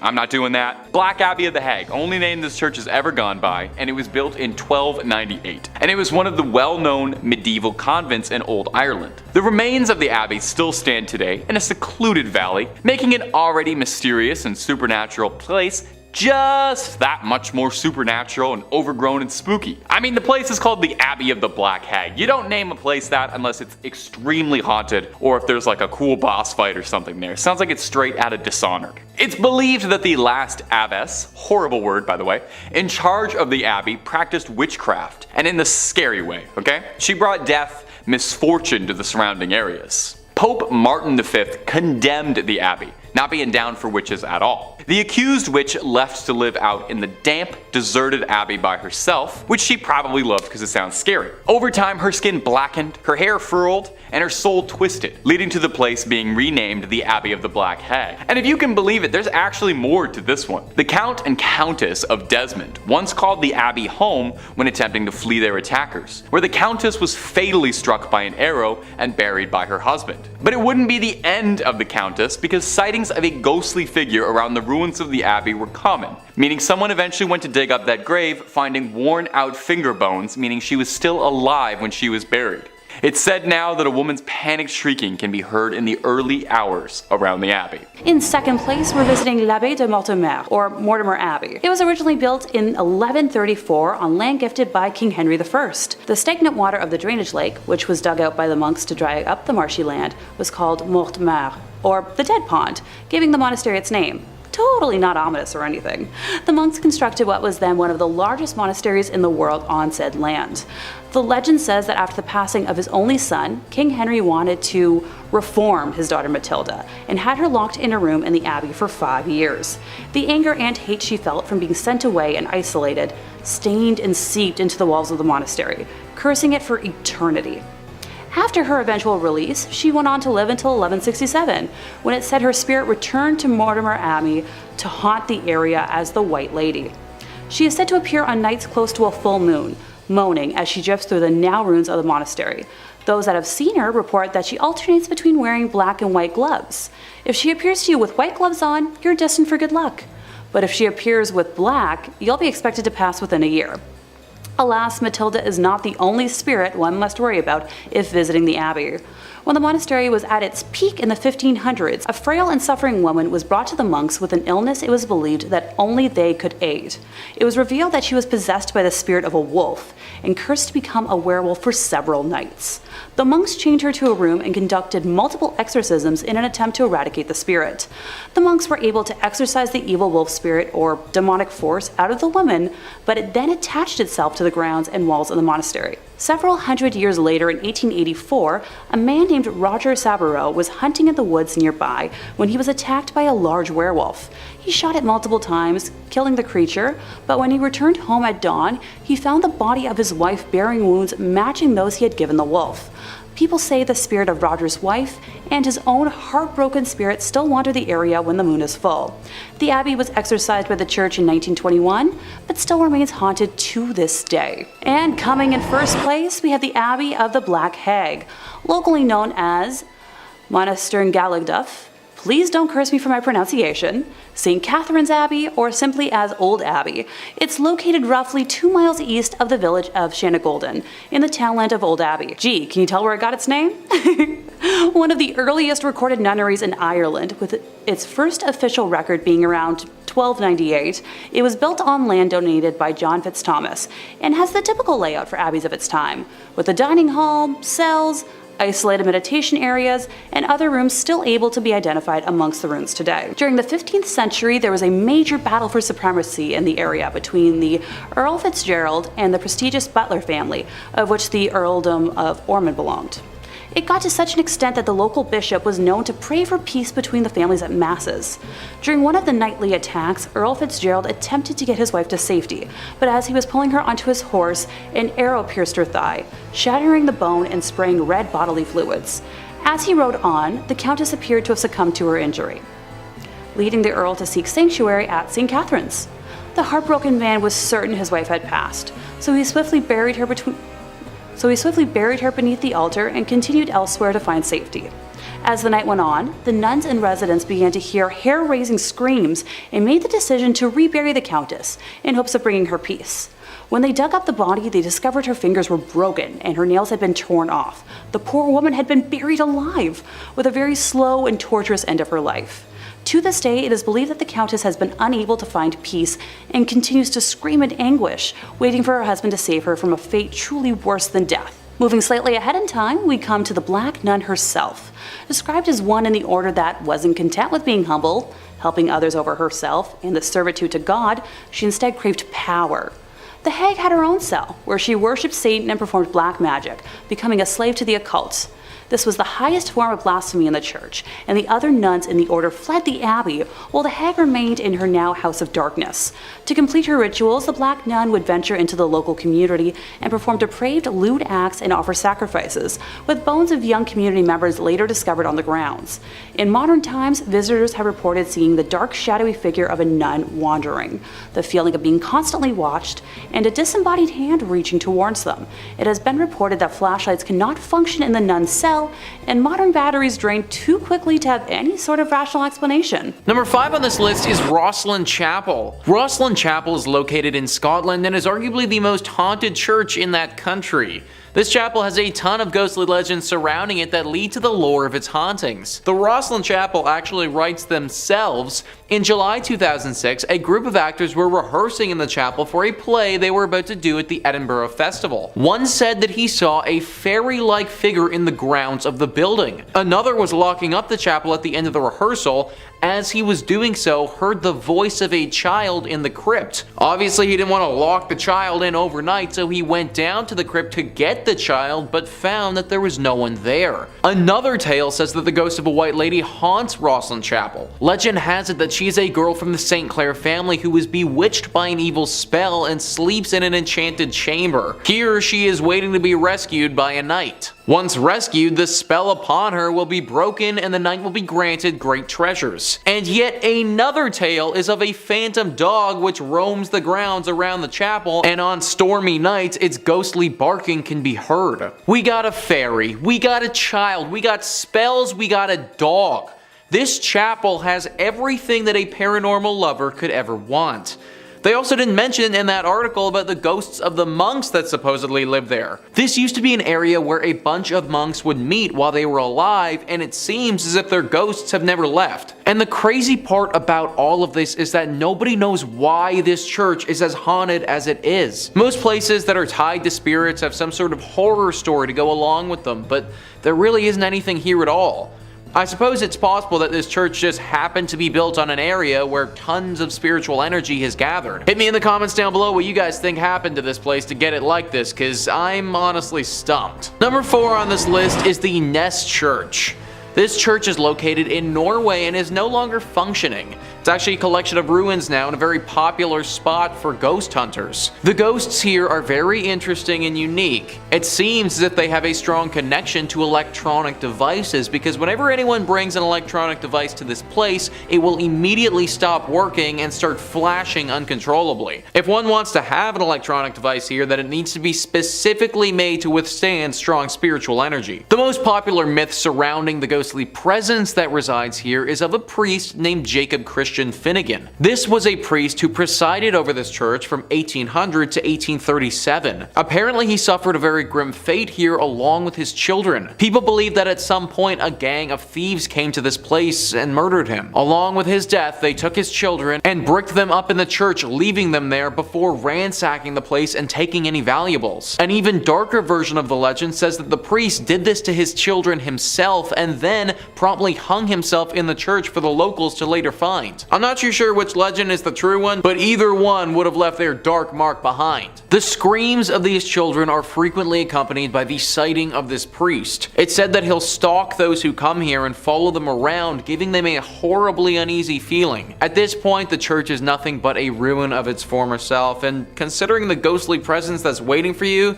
I just avoid going altogether. In at number 3 we have Egg Hill Church, Spring Hills, Pennsylvania. Considered one of the most haunted churches known to man, we have Egg Hill Church in Spring Hill, Pennsylvania. The church was built in 1860 and was out of use by the 1920s. The most well-known story about Egg Hill Church is of the great number of people that supposedly lost their lives. This occurred at the turn of the century in the 1800s, when the pastor at the time ended the life of his whole congregation by poison and kept them in the nearby woods. Other stories say that the pastor only ended the life of the people of the parish. He reportedly would end their lives one by one under the mysterious circumstances and got away with it, until the day that he would be discovered, where he would end his own life in the church. Some who have been to the church say they have seen drawings of pentagrams and goats appear on the walls and ceilings, written by some unknown entity. Others say that from outside the church you can hear strange noises coming from the inside when the church is locked up and supposedly empty. Some claim the sounds are similar to children's voices. Therefore, there is no doubt that this haunted church has the potential to be cursed by the devil. In at number 2 we have a Episcopal Church in Virginia. This church is said to be one of the most haunted churches in Virginia. Legend says that the church and the church graveyard, which has graves dating back to 1738, are both home to paranormal activity that has taken place for over 200 years. Even the early years of the church being opened were marked with tragedy. In the mid-18th century, a woman was hiding from a group of men within the church's walls and lost her life. Even more upsetting was the fact that she was not discovered until years later, when the church reopened after the Revolutionary War. No one knows exactly the details of the loss, yet there have been several claims of paranormal activity since. Her hair just as blonde as the day she lost her life. At that time, the church had lost funding due to the Revolutionary War, and that might have been the reason why no one discovered her body until later. Moreover, it's been said that blood stains from the murder remained on the floorboards for nearly 100 years, till it was replaced altogether with concrete. Many ghost stories worked their way through the community after the skeleton was discovered. Many parishioners refused to set foot in the church after dark. In the 1900s, people decided to seek evidence of hauntings for themselves. Many returned with chilling tales of having encountered an unfriendly presence. Built before the Civil War, this church is reportedly visited by the ghost of a soldier killed during the conflict. The most haunted part of the building is the church tower. Others claim that the reason for the haunting involves a young woman who was murdered there. The eerie lights and unexplained sounds are reason enough to stay away after dark. Even today, Today, there is plenty of paranormal activity associated with the church grounds. Many visitors have reported hearing footsteps running through the graveyard accompanied by the sound of a violent struggle. Others claim to see the figure of a young golden-haired woman peering from the balcony window. With all the tragedies and loss of lives that happen within the walls of this church, not to mention the paranormal activity,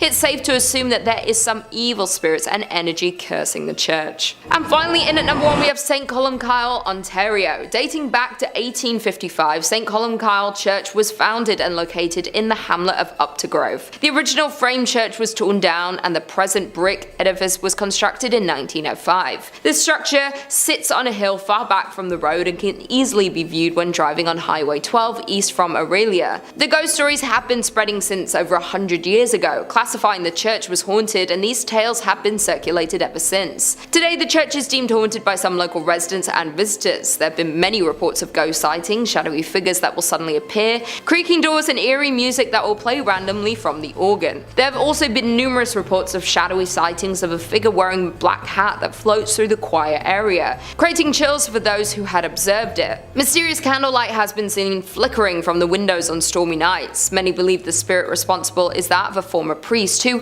according to legend, pledged to complete a specific number of sermons, though he lost his life before he was able to attain that number. Now some churchgoers say he is returning to fulfill that promise.